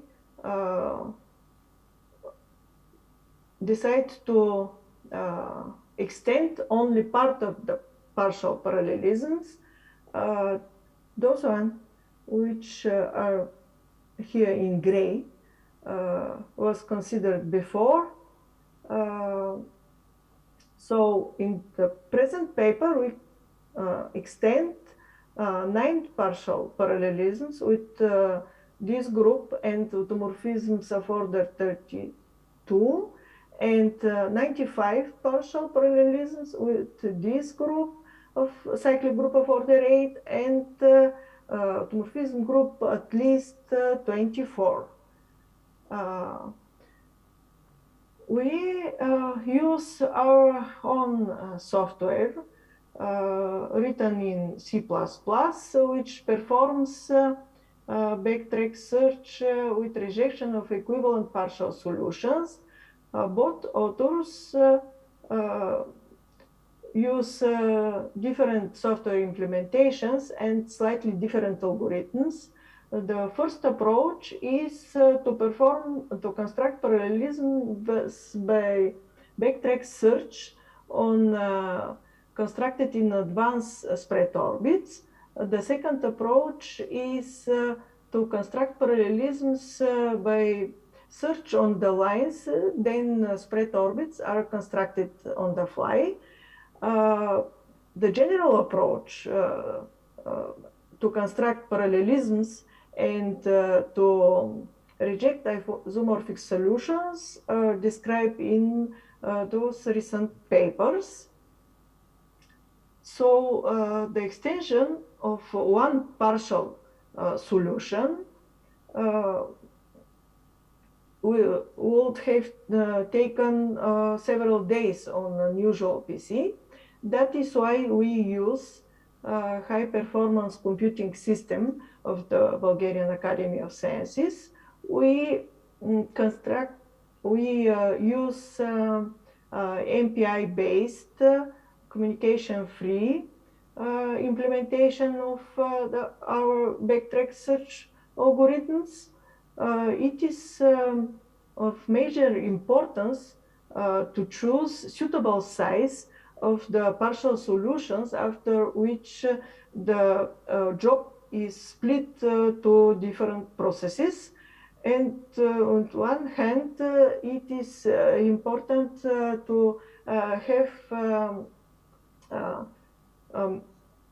small initial partial solution, such that the job which has been done before splitting to be as small as possible. On the other hand, such as partial solutions is good to be many, because each process in this case have to extend many of them, and the running times between different processes, the difference between running times will be negligible. So we established that the suitable size is when partial solution is made of one fixed spread, 3 spreads of type with orbit 2, and the first 2 lines of the next spread orbit of length 8. So next I will present the properties of the obtained parallelisms.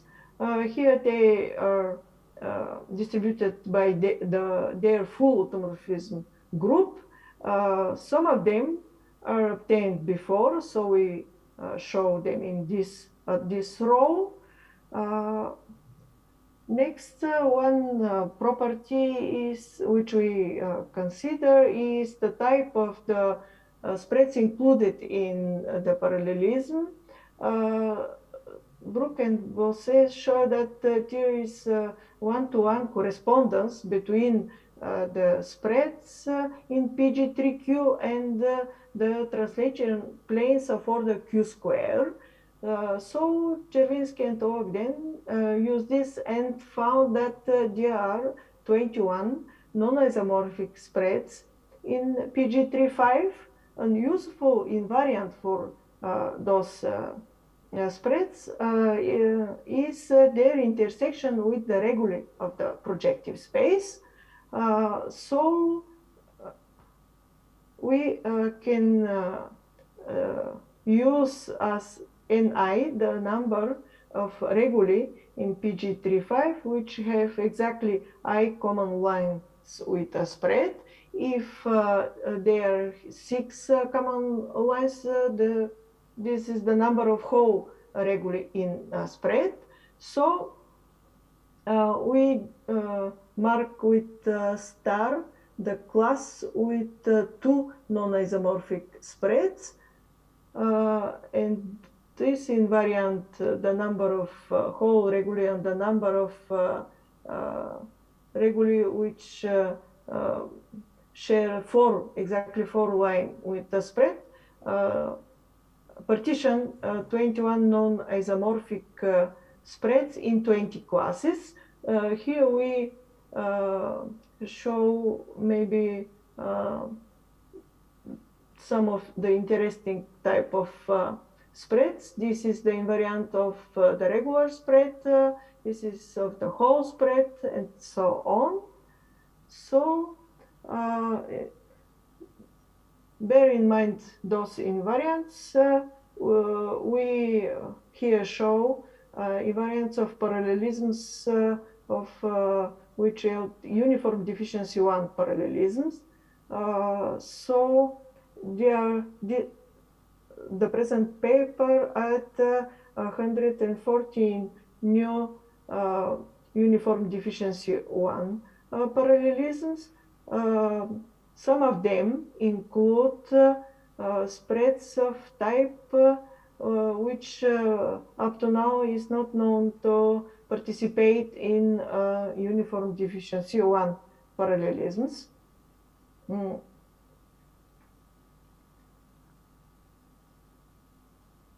So duality of PG3Q is also one of the properties which we consider. dual space of PG3Q can be obtained if we consider points as planes and planes as points. Each parallelism of PG3Q correspond to the dual parallelism, and if a parallelism is isomorphic to its dual, we call it self-dual. Here the invariants of self-dual here the self-dual parallelisms are presented. So among the obtained parallelisms, there are self-dual between parallelisms with full automorphism group of order 8 and with the full automorphism group of order 24. The invariant of self-dual parallelisms are presented in this table. And also one of not known properties is that TR parallelisms with 25 regular spreads. Before this work, the number of regular spread with which can be part of a parallelism was 0, 1, 8, 9, 24, of course up to 31, but now we have parallelisms with 25 regular spreads. So as a conclusion, I can say that using the system for computational discrete algebra, the parallel implementation of our search algorithm, and the high performance computing system made it possible to classify, to construct new parallelisms of PG3-5 and to observe new properties of the spread properties of the constructed parallelisms, and to find examples of parallelisms with 25 regular spreads in PG3-5. But the full classification of parallelisms of PG3-5 invariant under the cyclic automorphism group is remains open, and it is a challenging problem. Thank you. That's all. Thank you very much for your nice presentation. Colleagues, please, questions?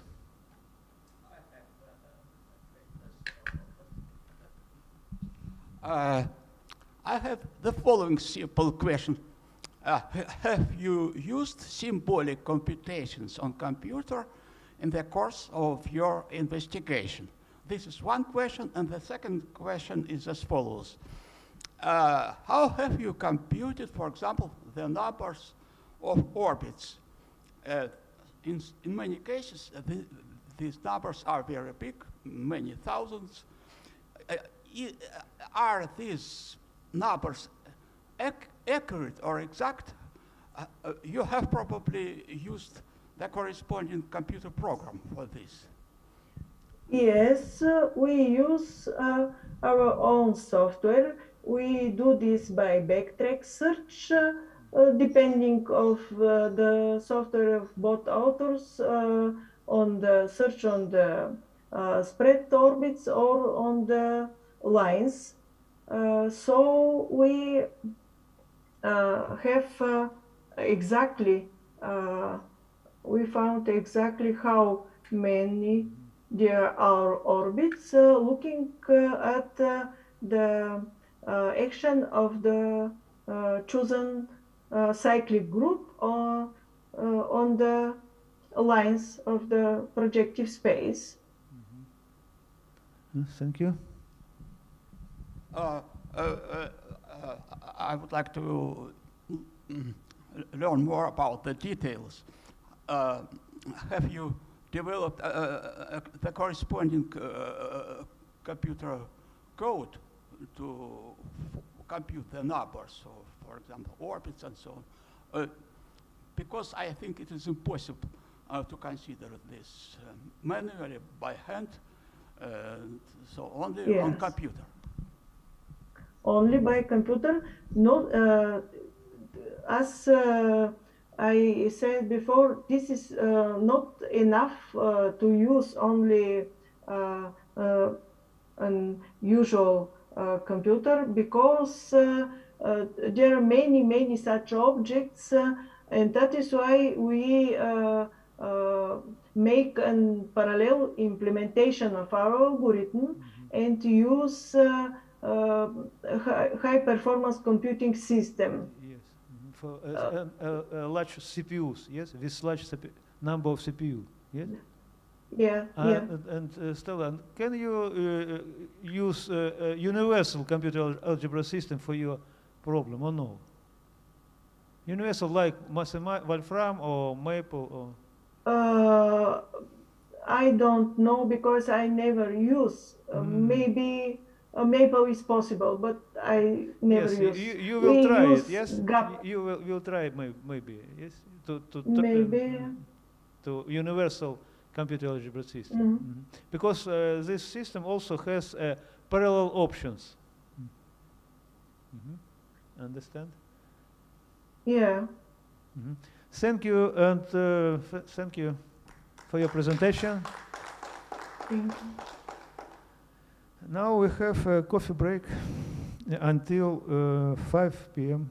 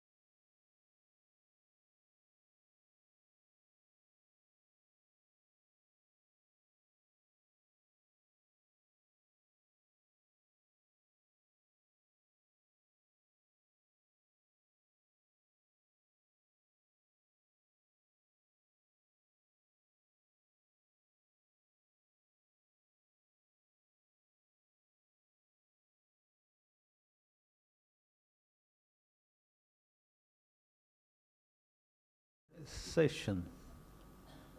The next speaker will be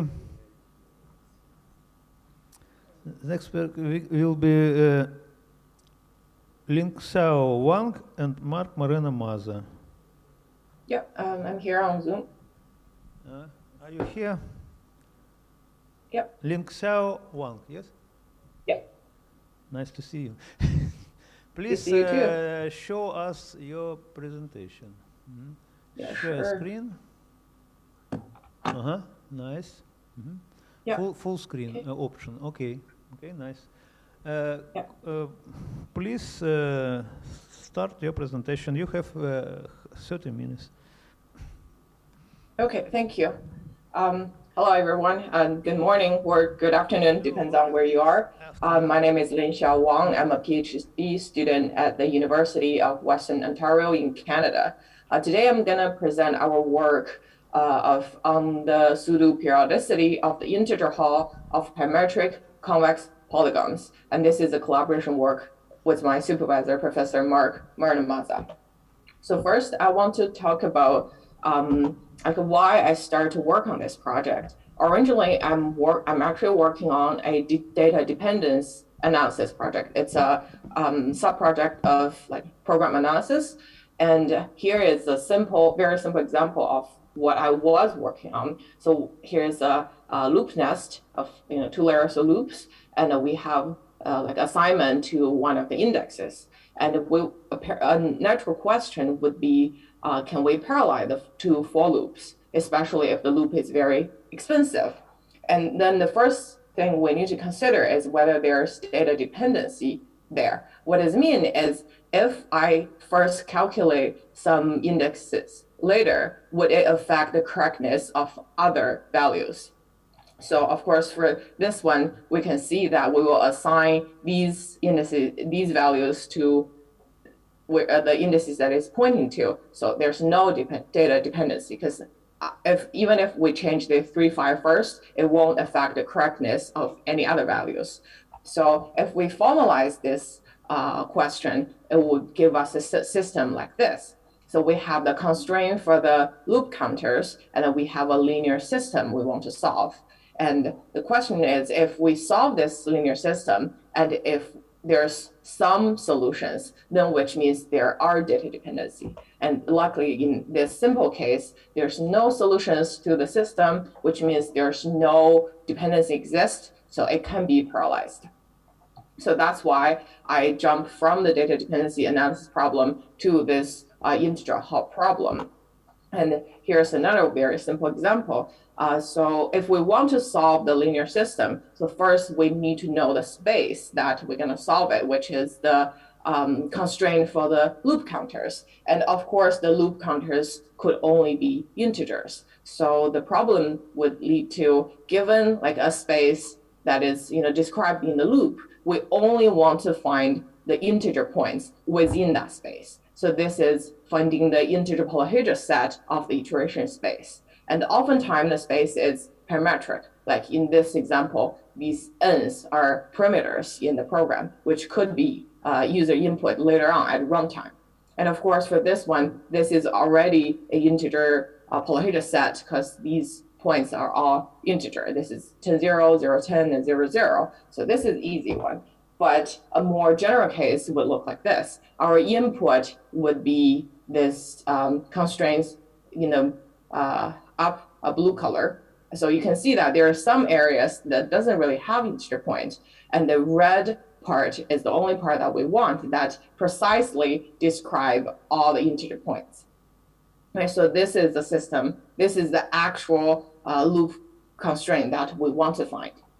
So first, let's formally define this problem. So this P would be a convex polyhedron, or later on we will simply refer to as polyhedrons if it's defined by a set of linear inequalities.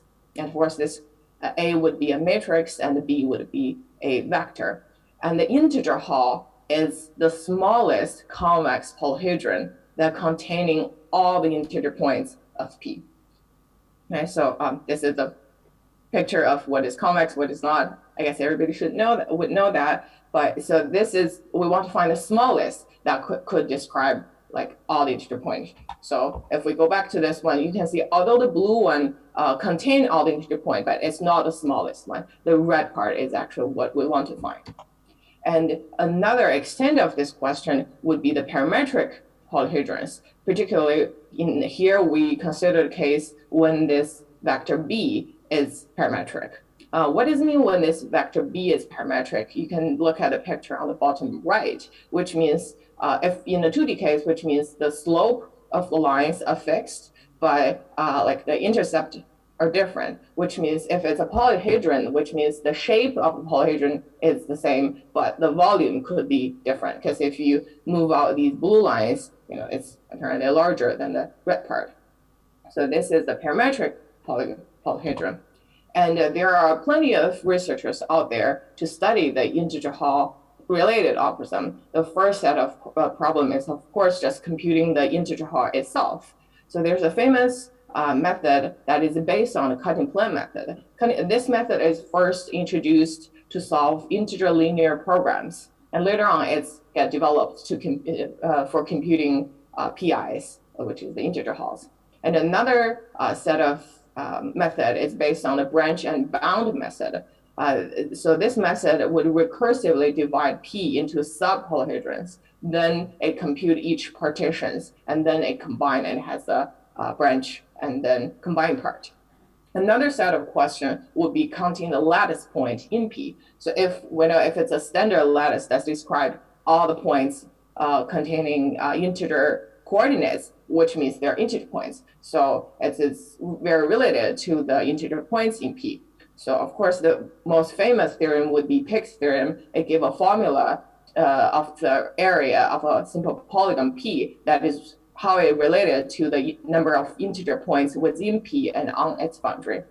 And then later on in the 1990s, there's a new algorithm for counting the integer point inside a polyhedron, which runs in polynomial time for a fixed dimension of ambient space. And of course, it's getting implemented later in 2004 in this Lattice package.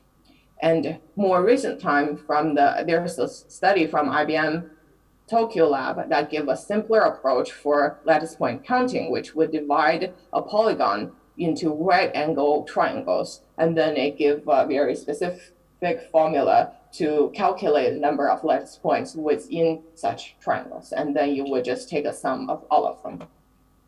So, but other than describing all the lattice points or all the integer points of a polyhedron, we actually don't need all of that to describe the integer Hall. Right, so like for this example, this little picture down here, all these green dots are integer points, but we actually don't need all of them to describe the space. We only need the vertices or the facet, which means we only need these vertices or these red lines that's enough to describe the integer Hall. So, and especially we have some observations that if we found a convex Hall of all the integer points, then that's the integer Hall. Or we can simply find a convex Hall of all the vertices of the integer Hall. That is also PI itself. So our problem would become, given a polyhedron P, how can we find all the vertices of PI? And there are also related research about the vertices of PI. So most famous ones would be what's the number of the vertices of PI.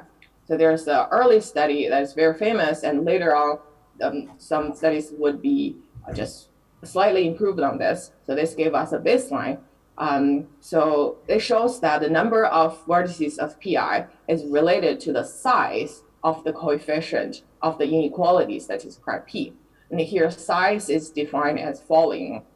So if we have a rational number, so the size would be this log P plus 1 plus log Q plus 1. This is basically means how many bits you would need to describe this number in a computer.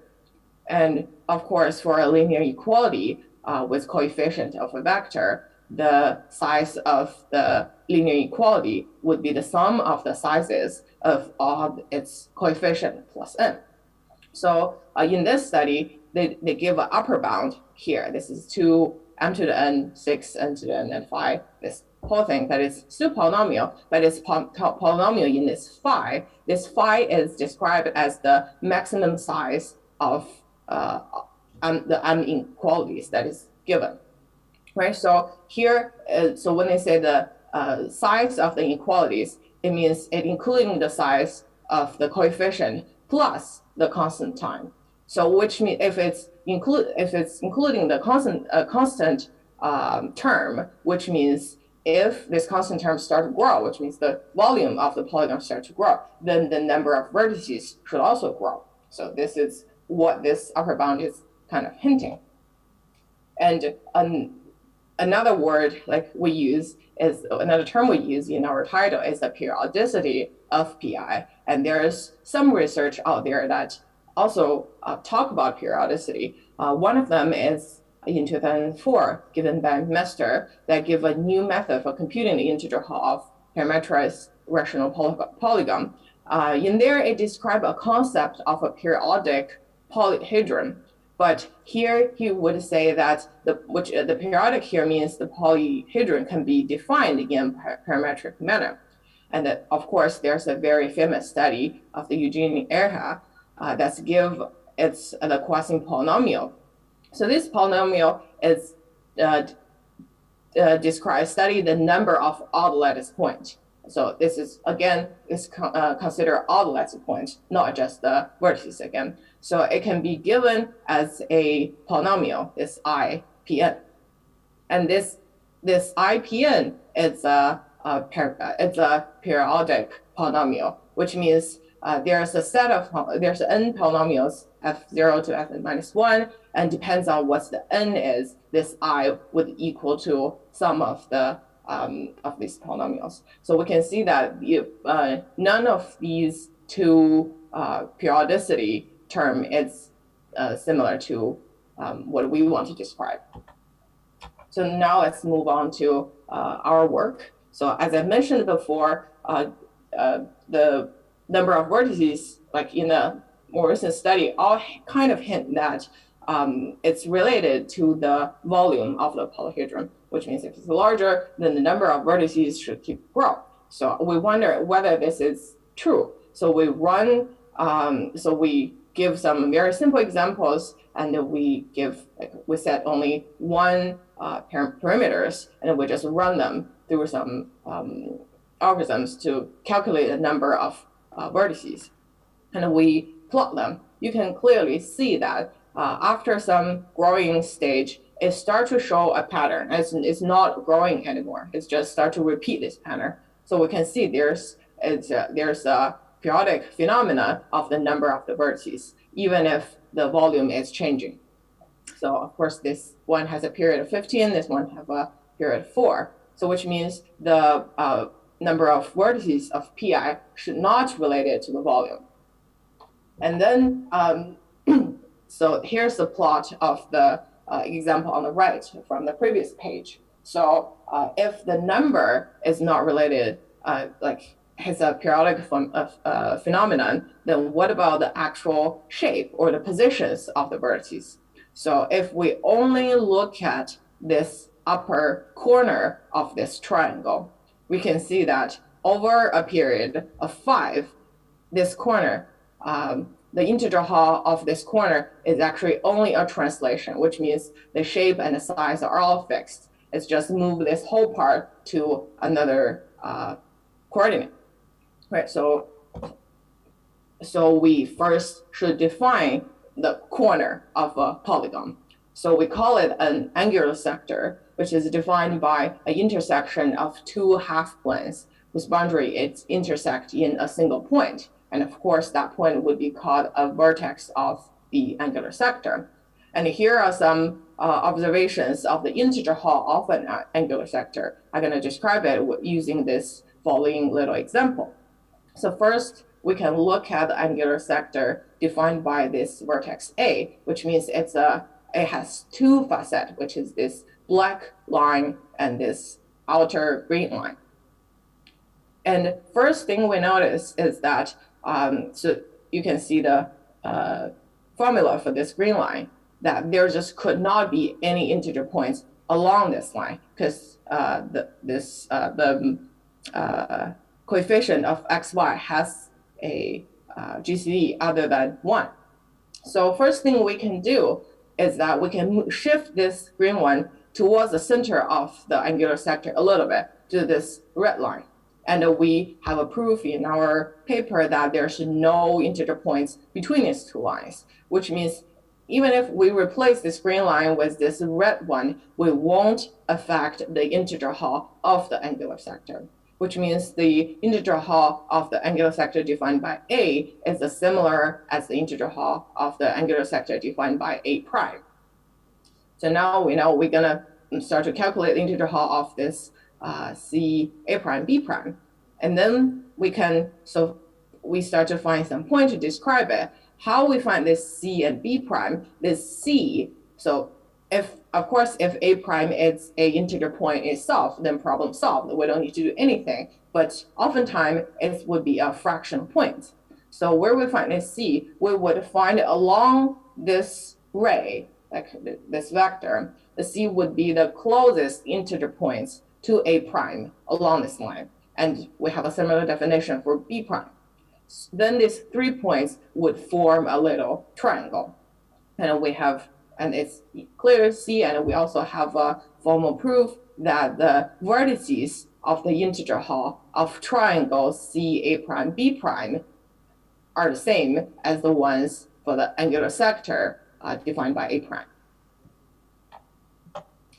Then we can move on to a more formal theorem. So let's just consider a parametric angular sector SI that defined by two like inequalities. And some of them, or both of some of the B's, or both of the B's can be parametric. And we can find an integer T, and then we give the formula here, and a vector U. And we also give formulas out there, such that if this B is changed over integer number of this cycle, this T, then the integer Hall of this Bi plus T is only a translation of the integer Hall related to Bi by this vector U.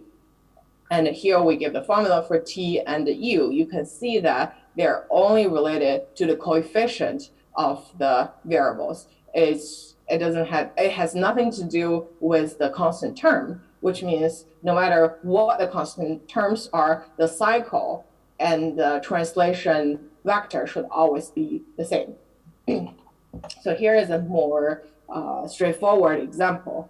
Here, left and right, they're like the two angular sectors as we described before. They're over actually several cycles because we want it to be clear. And this is the cycle.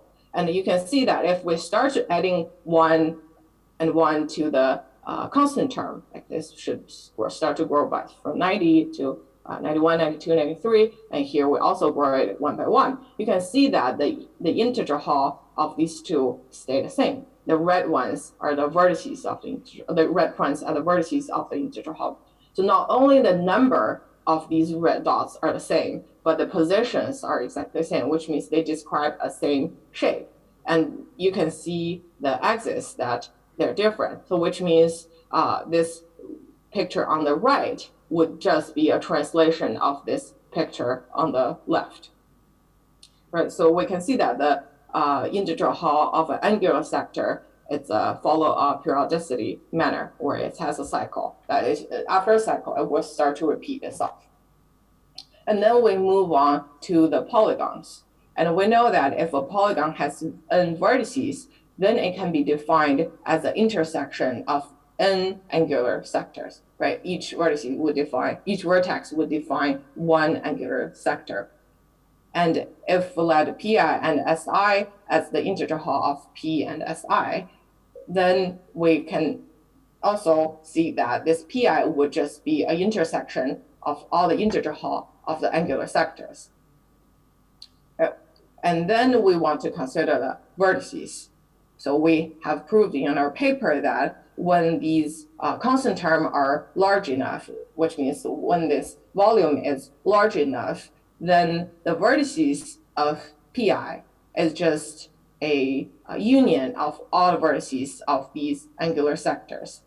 And also, there's no intersection between all the VIs here, which means you just basically add all the V's together, and there should not be any overlaps. So which means if we can calculate all these VIs, then we take a sum of all of them. That should be the integer vertices of Pi.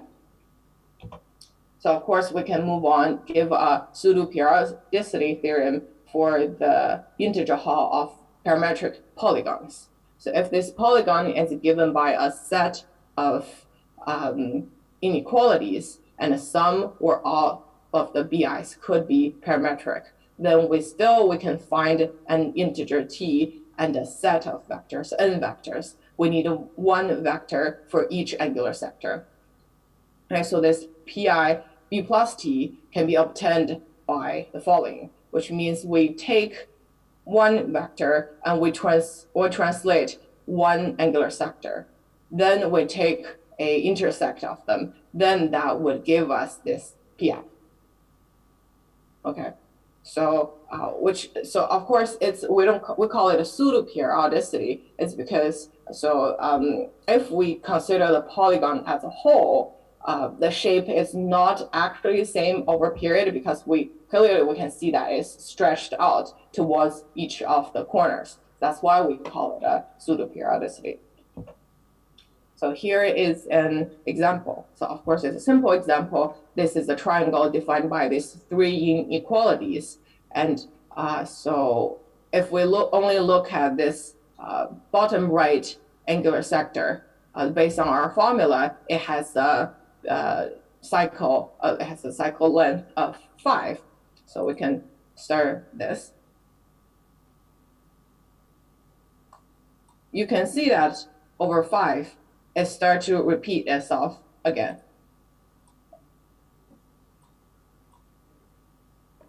Right, so it starts to repeat itself, and this is 3 different cycles, and the shape of the integer half angular sector starts to repeat itself. Then we move on to this triangle as a whole. So of course here for simplicity, we only move one of its facet. So if we move out this green line, then we're affecting 2 of the angular sectors. And we know the cycle of this right one is 5, and we can similarly calculate the cycle of this upper one, which is 3. And if we want to consider as a whole, we can say that the cycle of this whole triangle should be 15. A little bit slow.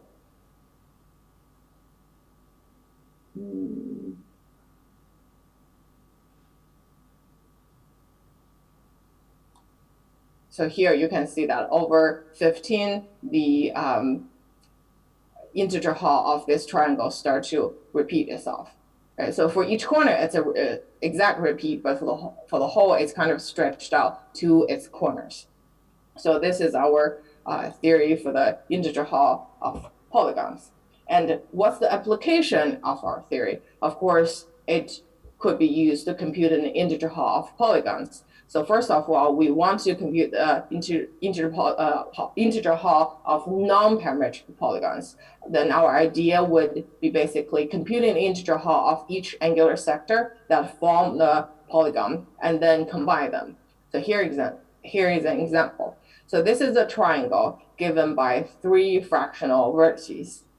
And the first step, as we described in the integer hall of angular sector, that some of the facet just could not have any integer points, just because of the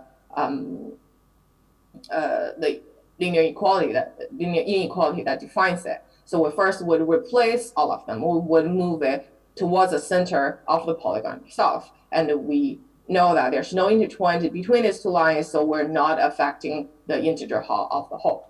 Then after that, we would just go around to look at each of the fractional vertex. So of course, we do the same. We find the closest integer points to the fractional vertex along the facet. So this would form a little triangle. And then we can find the integer half of this little triangle. Since this triangle would be fairly small, so even just a brute force method would be wouldn't take too long. So we can find the integer half of this triangle. Then we add the vertices to the vertices set of the whole thing. Then we just go around to check out each fractional vertex. So we just do the next one and do the next one. Then this would be the final vertices of the integer half of the polygon itself.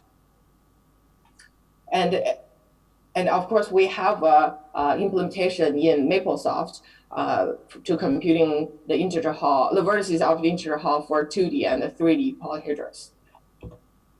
And we have that algorithm. Then we can extend it to compute a parametric integer half. So which means given P, that is a parametric polyhedron, where some of the constant terms are unknown, what we can do is we can use our formula to first calculate the cycle T and the transformation vectors. And we can also calculate a whole cycle of all the non-parametric integer half that is related to this P, which means they use the same inequalities, just different constant terms. So, and we can always do this two-step offline, which means just once these inequalities are given, we can just compute them and store it somewhere. And when we actually want to calculate the integer half, which means when the parameters are available, then we can just use our theorem. We can just quickly do some transformations or translations. It's just some evaluations of like formulas. That would be very quick. And then that would give the integer half of the polyhedron of P with a valid parameter.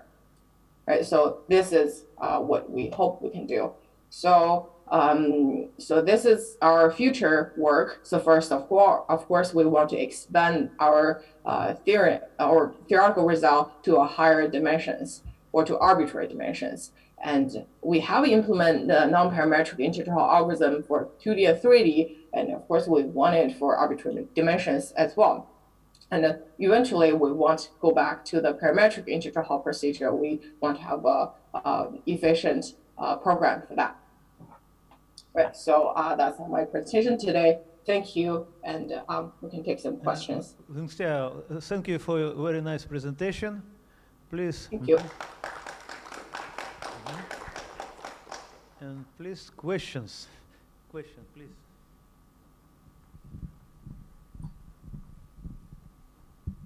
Yeah, thank you very much for your outstanding talk. But I'm wondering, can you tell us more about some difficulties with many-dimensional case? And if it's possible, have you any ideas how to overcome them? Thank you. Okay, so as we said, we have implemented 2D and 3D one. So for 2D, it's very straightforward. We only need to consider each corners that is related to the vertices. But when we move on to 3D, we can see that there's vertices of the integer half around the corner, but it's also around the edges. Just when you can picture a 3D polyhedron in your mind, there's corners and there are edges. So which means if we move on to a higher dimension, we would need to consider the area around all the faces that from dimensional 1, which is point, to dimensional n minus 1. So I think that would be the major difficulty, that there's just be more small area that we need to consider, and we would need to find a formula for all of them. Right, I think that's the difficulties right now. Thank you. More questions, colleagues? Maybe in Zoom, colleagues from Zoom, do you have questions? No questions? No? Thank you again for your presentation. I saw Jorgen has a question. Yeah? Please? Yeah, so thank you very much, Linxiao. Very nice presentation. I have a question which is not related to your work, but to a result that you cited earlier. You gave a bound on the number of integer points based on the coefficients of the inequalities, right? So can you get a similar bound based on the coefficients of the vertices of the initial polyhedron? Yeah, we should be able to, but so first of all, this bound is a very loose bound. So it says it's an upper bound, so it's a very loose bound. There are also some studies later on to improve on this one, but the formula would just look very ugly. And I believe we can come up with a formula that's just based on the, the coefficient, not the constant term. Yeah, we don't have that right now, but yeah, but I believe we could have one. Yeah. Thank you. Thank you. Thank you. More question in Zoom? No question. Thank you again. Thank you. The next presentation and last for today will be the Marc, Moreno, Maza and Ryan Stanford. Marc or Ryan, are you here? Yeah, hi. Okay, it's Ryan, yes? Ryan Stanford. Yeah. Yes. So just set this please, up. Nice, and please, screen, full screen. Please start. Okay, can everyone see everything okay? Yes, we see it. Okay, it's nice. Okay, perfect. We see your presentation. Yeah. Let's get started then. Well, hello and welcome everyone. So today we're going to be talking about intersection multiplicities. And in particular, we're going to be talking about extending intersection multiplicity algorithm from the bivariate case to the n-dimensional case. So n polynomials and n variables. So to start, let's just look at an example of what an intersection multiplicity is. So this is a generalization of the multiplicity of a root of a polynomial. So the root, in this case, at the origin, we are studying the blue and the red curve and how they intersect. You'll notice the red line intersects the blue curve once transversely, and then it intersects another branch tangentially. So in this case, this gives us an intersection multiplicity of 3. One of them comes from the transverse intersection, and 2 of them come from the tangential intersection, because the tangential intersections kind of count as more. They're like weighted in a sense. So William Fulton, in his book Algebraic Curves, gave a constructive axiomatic characterization of intersection multiplicities for 2 polynomials and 2 variables. And what he did is he essentially gave 7 rules that he applied as a sort of rewrite process to simplify an input into a system of intersection multiplicities that would be easier to compute. So here are his 7 rules. And here we'll be considering f and g as polynomials and a point p.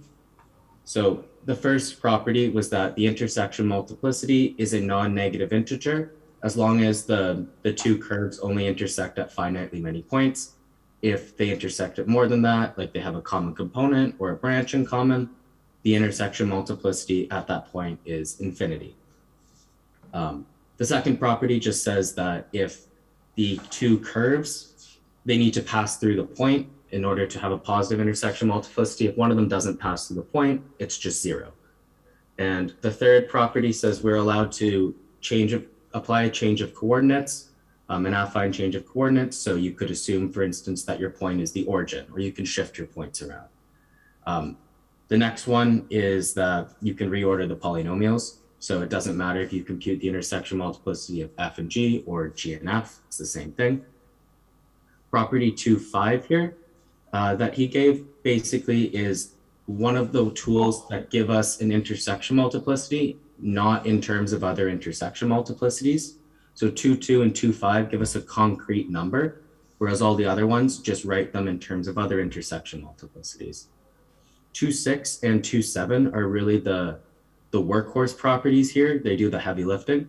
So 2.6 is the splitting property, where it says if one of the polynomials can be written as a product like this, then you can split and take the sum of, for instance, f and g plus the intersection multiplicity of f and h. We're also assuming when we apply this that this is a finite intersection multiplicity. And we'll touch on that a little more later because that's important for our generalization. And lastly, we have property 2.7, this blue one down here. And what this is saying is it's almost like an ideal property. In a sense, you can see that F and G plus H and F would generate the same ideal. So property 2.7 just says you're allowed to add copies of F to G, and you'll get the same intersection multiplicity. So these are his 7 rules, and let's see how they work in his algorithm in practice, because this is what we're going to try to generalize and talk about today. So the first thing that we notice here is that we assume X is bigger than Y. This is an arbitrary ordering. It doesn't necessarily matter, but you do need to choose an ordering for this algorithm. And we also assume that there's no common component. So the intersection multiplicity we're going to compute is a non-negative integer. And that's what this constraint here does. So the first thing we check, it's almost like a base case here, where you want to make sure that both of your polynomials vanish at your point. And we assume that the point is the origin. We're allowed to do that by property 2.3. And it just simplifies everything. So we're assuming we're talking about the origin here. After we can assume that they have no constant terms because they both vanish at the origin, we compute these R and S values. I'm going to call these things modular degrees, and I'll define that a little later. But roughly, this is how we decide what case we're going to go into. So we're going to assume that S is bigger than R.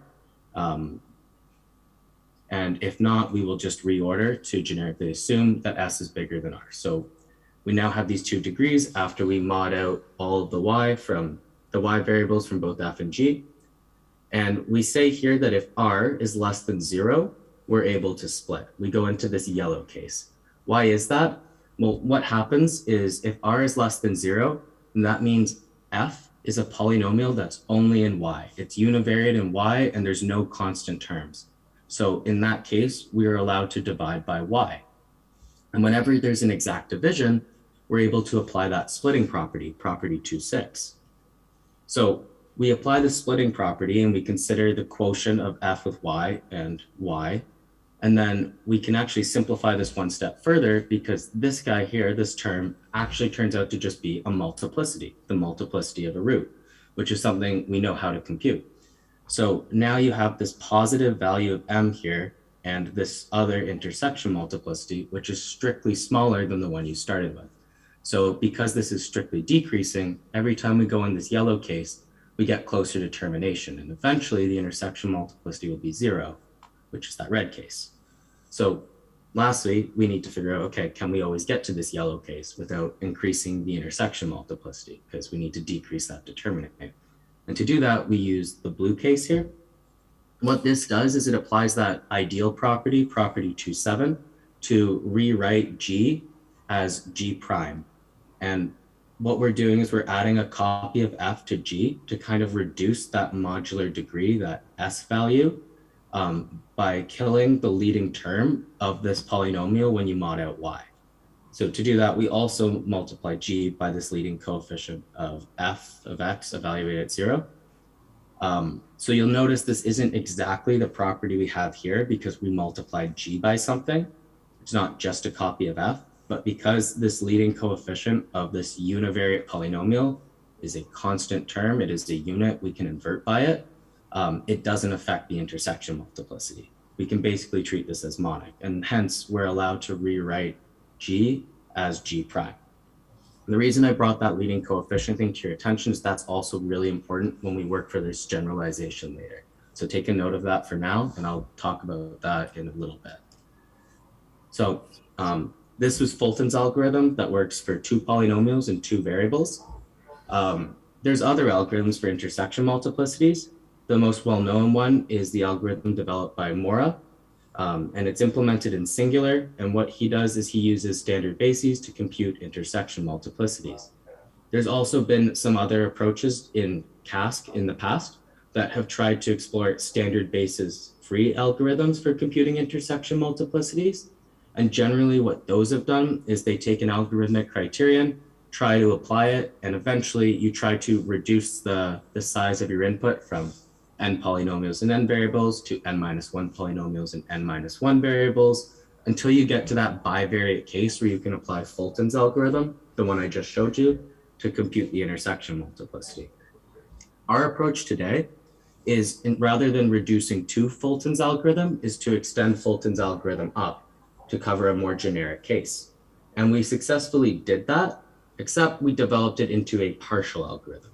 And the reason it's not a complete generalization of Fulton's algorithm, but rather a partial algorithm, is simply because of that blue case that I mentioned a second ago. That leading coefficient that was a unit in front of G isn't always a unit generically. So generically, that property 2.7, won't always apply in higher dimensions. And we'll take a look at that again in a second. So I'm going to walk you through that partial algorithm we developed today, in particular, how we generalized each step of Fulton's algorithm. So the definition of local ring and intersection multiplicity we have here. So first we assume K is an algebraically closed field. And then the local ring is just the set of all fractions of polynomials where the denominators are defined at P. So if you were to evaluate at P, the denominator would be defined and it wouldn't equal 0.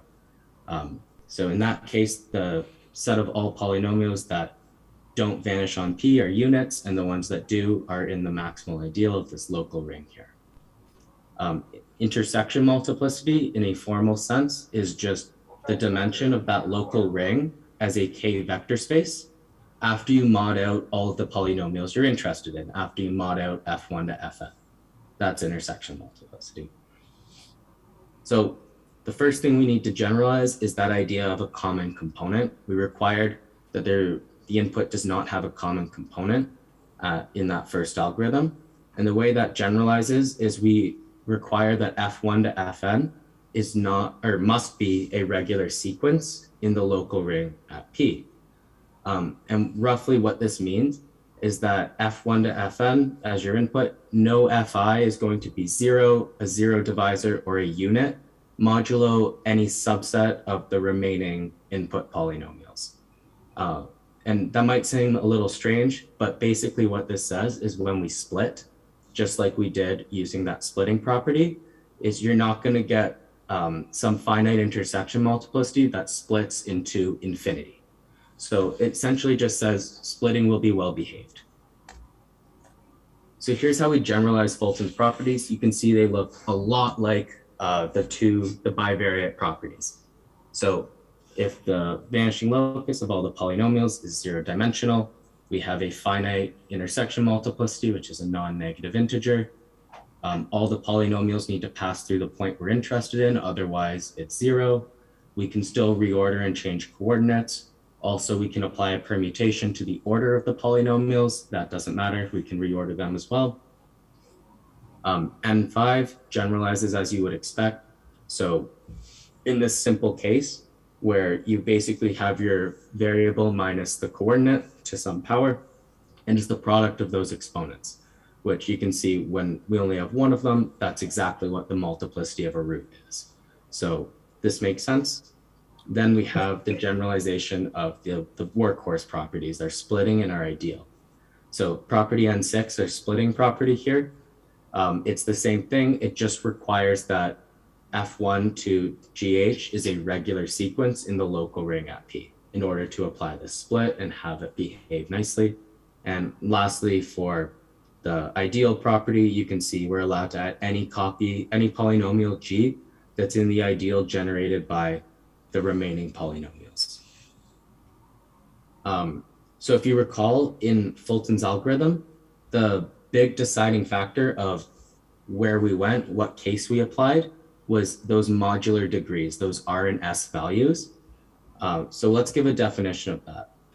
The modular degree is at a point with some variable ordering. So let's assume x1 is the biggest variable and xn is the smallest. If the point is the origin, the modular degree is just the degree in some variable after you mod out all of the smaller variables. So in this example up top, we have x and y, x is greater than y. So the modular degree is just the degree in x after you got rid of y. And you would notice that if you wanted to consider the modular degree with respect to the smallest variable, it's just the same as the degree. So how do we use that? Why does that matter? Well, we have this proposition here, and essentially what this says is that we are able to split when the modular degrees satisfy a certain fairly technical constraint. Roughly, you can think of this constraint as just if you were to write a matrix of modular degrees with your polynomial represented in a row and each variable for which you would compute the modular degree in the column. If everything above the anti-diagonal is negative infinity, then you get some exact division and you can apply a split. So what that looks like would be, let's say your first polynomial is divisible by your last variable. Then you would have your second polynomial would be its image after you mod out the last variable is divisible by the second last variable. And then you would have another polynomial when you mod out the last two variables is divisible by the third last variable, and so on and so forth. So that's kind of a mouthful. That was a lot to say. So let's look at a concrete example here of what this condition says and how we can apply it. Here we have three polynomials, f1, f2, and f3. f1 is clearly divisible by that last variable, x3. f2, after you mod out x3, is clearly divisible by x2. And f3, after you mod out x2 and x3, is clearly divisible by x1.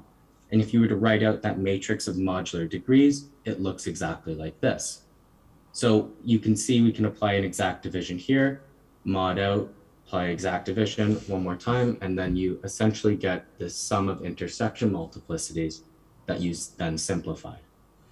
So that's going to be our goal with the algorithm, is to write the input in a shape like this. So we can apply splitting, and then we will keep doing that until we can compute all the intersection multiplicities and then sum them all together. So why is this algorithm only a partial algorithm?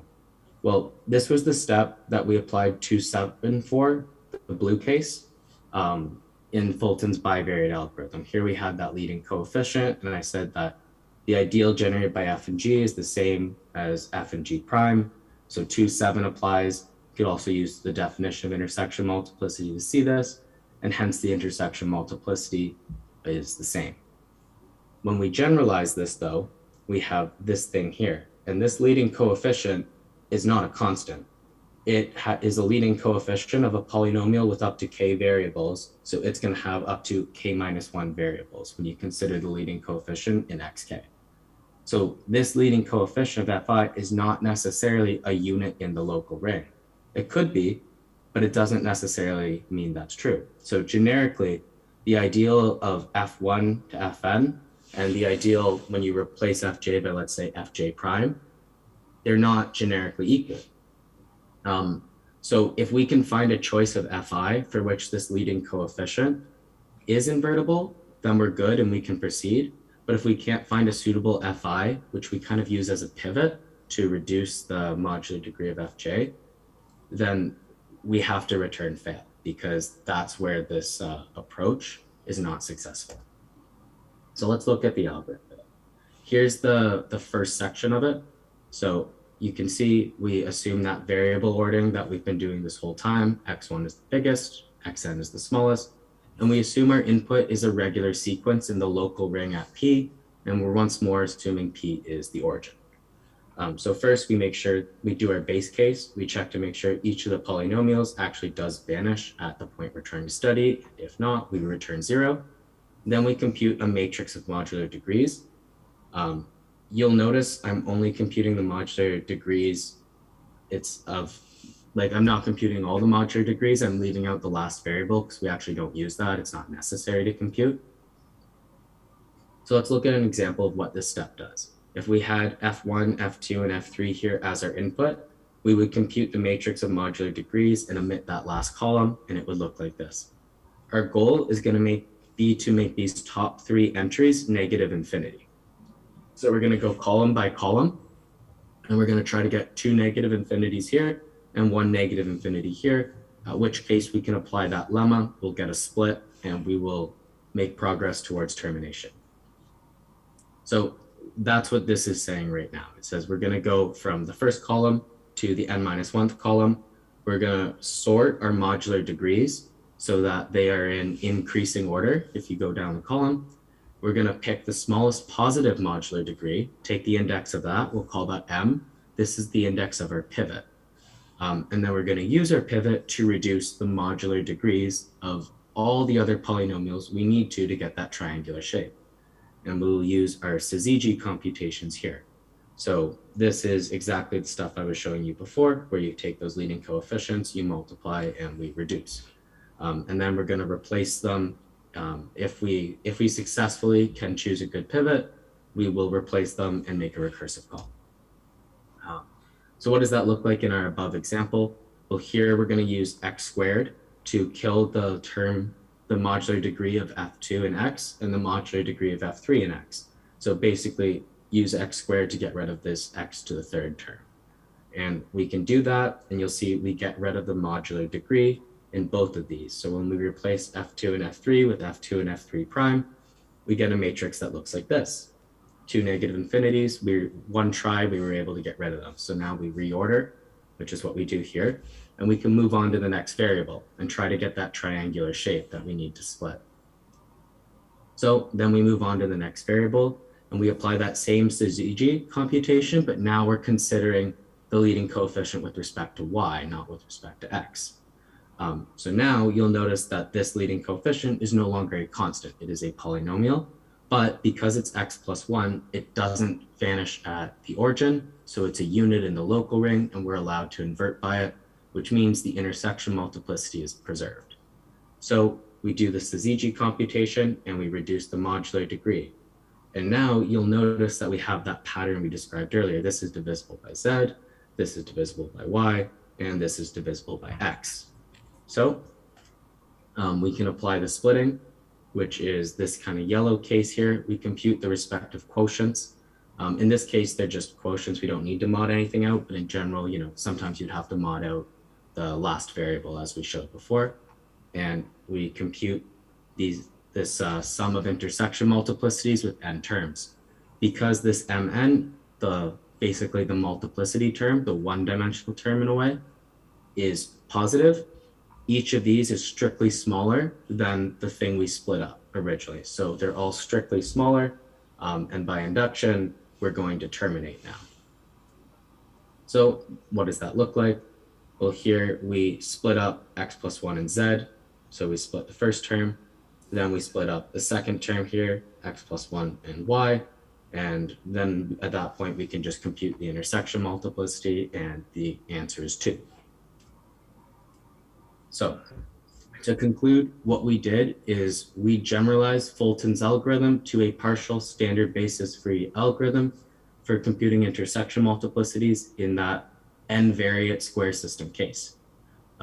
Additionally, an observation we made in the paper that we didn't really get to talk about today says that if you have a regular sequence that is also triangular in the sense of having like a main variable, if you have a triangular regular sequence, you can compute the intersection multiplicity immediately by means of evaluation.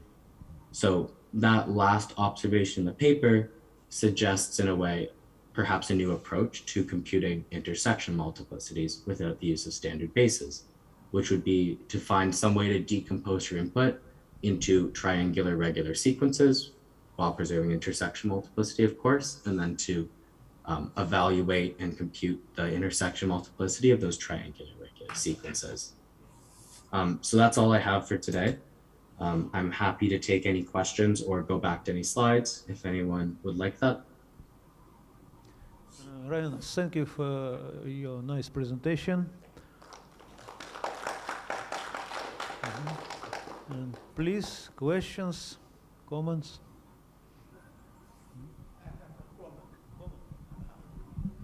I have a little comment on your talk. I think it would be interesting and instructive to show the work of your extension of the Fulton's algorithm in the case when the number of variables is equal to 3. That is, we deal with spatial curves. Why have you not done this? I do not know. Pardon me, did you, are you asking why I didn't do this for the 3 variable case? Is that? Yes, 3 variable case. Can you show us So in the paper, we explicitly wrote it out for the 3-variable case. But just in terms of the interest of time, we only showed the n-variate case, but you could explicitly write, for instance, 3 polynomials and 3 variables, kind of like this, in this form, with some nested if statements. And we have that included in the paper and a whole section describing it, if that's something you would be interested in. So you have an example in your paper, yes? With 3 Yes. variables. Yeah. Yeah. Okay. More questions, colleagues? No? Cool. Is there any hope to have this approach extended to a suitable algebra of analytic functions rather than just polynomials? Is there any hope that this extends, did you say an algebra of analytic functions rather than just polynomials? Yes, that's right. I don't quite know how to go beyond that. the polynomial case, because multiplicities and many other important objects that are involved here also make sense for analytic functions of a suitable class, of course, in some reasonable space. Okay. Yeah, the definition of intersection multiplicity I know is just the one I had here. So I'm actually unaware of the generalization to analytic functions, but that sounds very interesting. Okay, thanks. Yeah, I'm unaware as well. And so, of course, the first reaction would be, so if we use Weierstrass preparation to replace those analytic functions with power series, can we preserve multiplicities and then reduce to the polynomial case? So, thank you, Marc, for your comments and answers. More questions, colleagues. Maybe some question from Zoom. Colleagues in Zoom. No question. Thank you again. Thank you. For Marc and Ryan. Thank you, colleagues. We finish our today session, and after next we will have a business meeting at 6 p.m. in Sochi time. So I can think we can start right now without any break. If there are no objections or comments, maybe from the online participants. So as, yes, just an announcement, please. Right, yes. So we have a short announcement regarding the schedule for tomorrow, and that is about what we're going to do in the morning. Namely, as you see in the program, we have an excursion around the techno park, which we have downstairs in this complex, with all the labs and all the installations, with the plants and AI labs and the biochemistry labs. So all this will be shown to us and will be explained by a professional guide. And tomorrow, for that reason, we'll start a bit earlier than usually. So as opposed to today and the previous days, tomorrow we're expected, of course, if you want to join the excursion, at 10 minutes past 9. At 10 minutes past 9, downstairs in this building. Well, by the entrance, basically. By the entrance, you just walk inside and proceed a little towards the glass door, but basically by the entrance. So it's perfectly okay just to wait by the entrance so that no one is get lost. And everyone who wants to join the excursion is expected to be there at 10 minutes past 9, please. And the excursion will start at 9:15, and it will last until 10, when the first talk in the morning session tomorrow will start. So we'll have 45 minutes to see the labs and everything else which is here. It's really impressive. I really recommend everyone to join. That's a great place to visit. I've been there, and of course I will go again because there is so much to see there. Okay, so I think the local time is almost 6, so we're in a good position to start the business meeting. And the schedule for the business meeting is fairly simple. First, we'll have a report by the chair of the program committee, Matthew England, Professor Matthew England. Matthew, are you here? Could you please? I'm here. Can you Oh, hear me? excellent. Oh, thank you so much. And afterwards, after Matthew's presentation, we'll need to make decisions on the future venues of our conference. Namely, we'll need to make the decisions for the next year and for the year 2023. So we'll hear presentations by the expected local organizers of the conferences in the 2 coming years. Yes, and I already see Zafirakis, who is entering the room. So I think we can start right away. Matthew, we would be grateful if you could tell us what you want to tell. Yes, welcome. Okay. The floor is yours. Thank you. I'll share just a couple of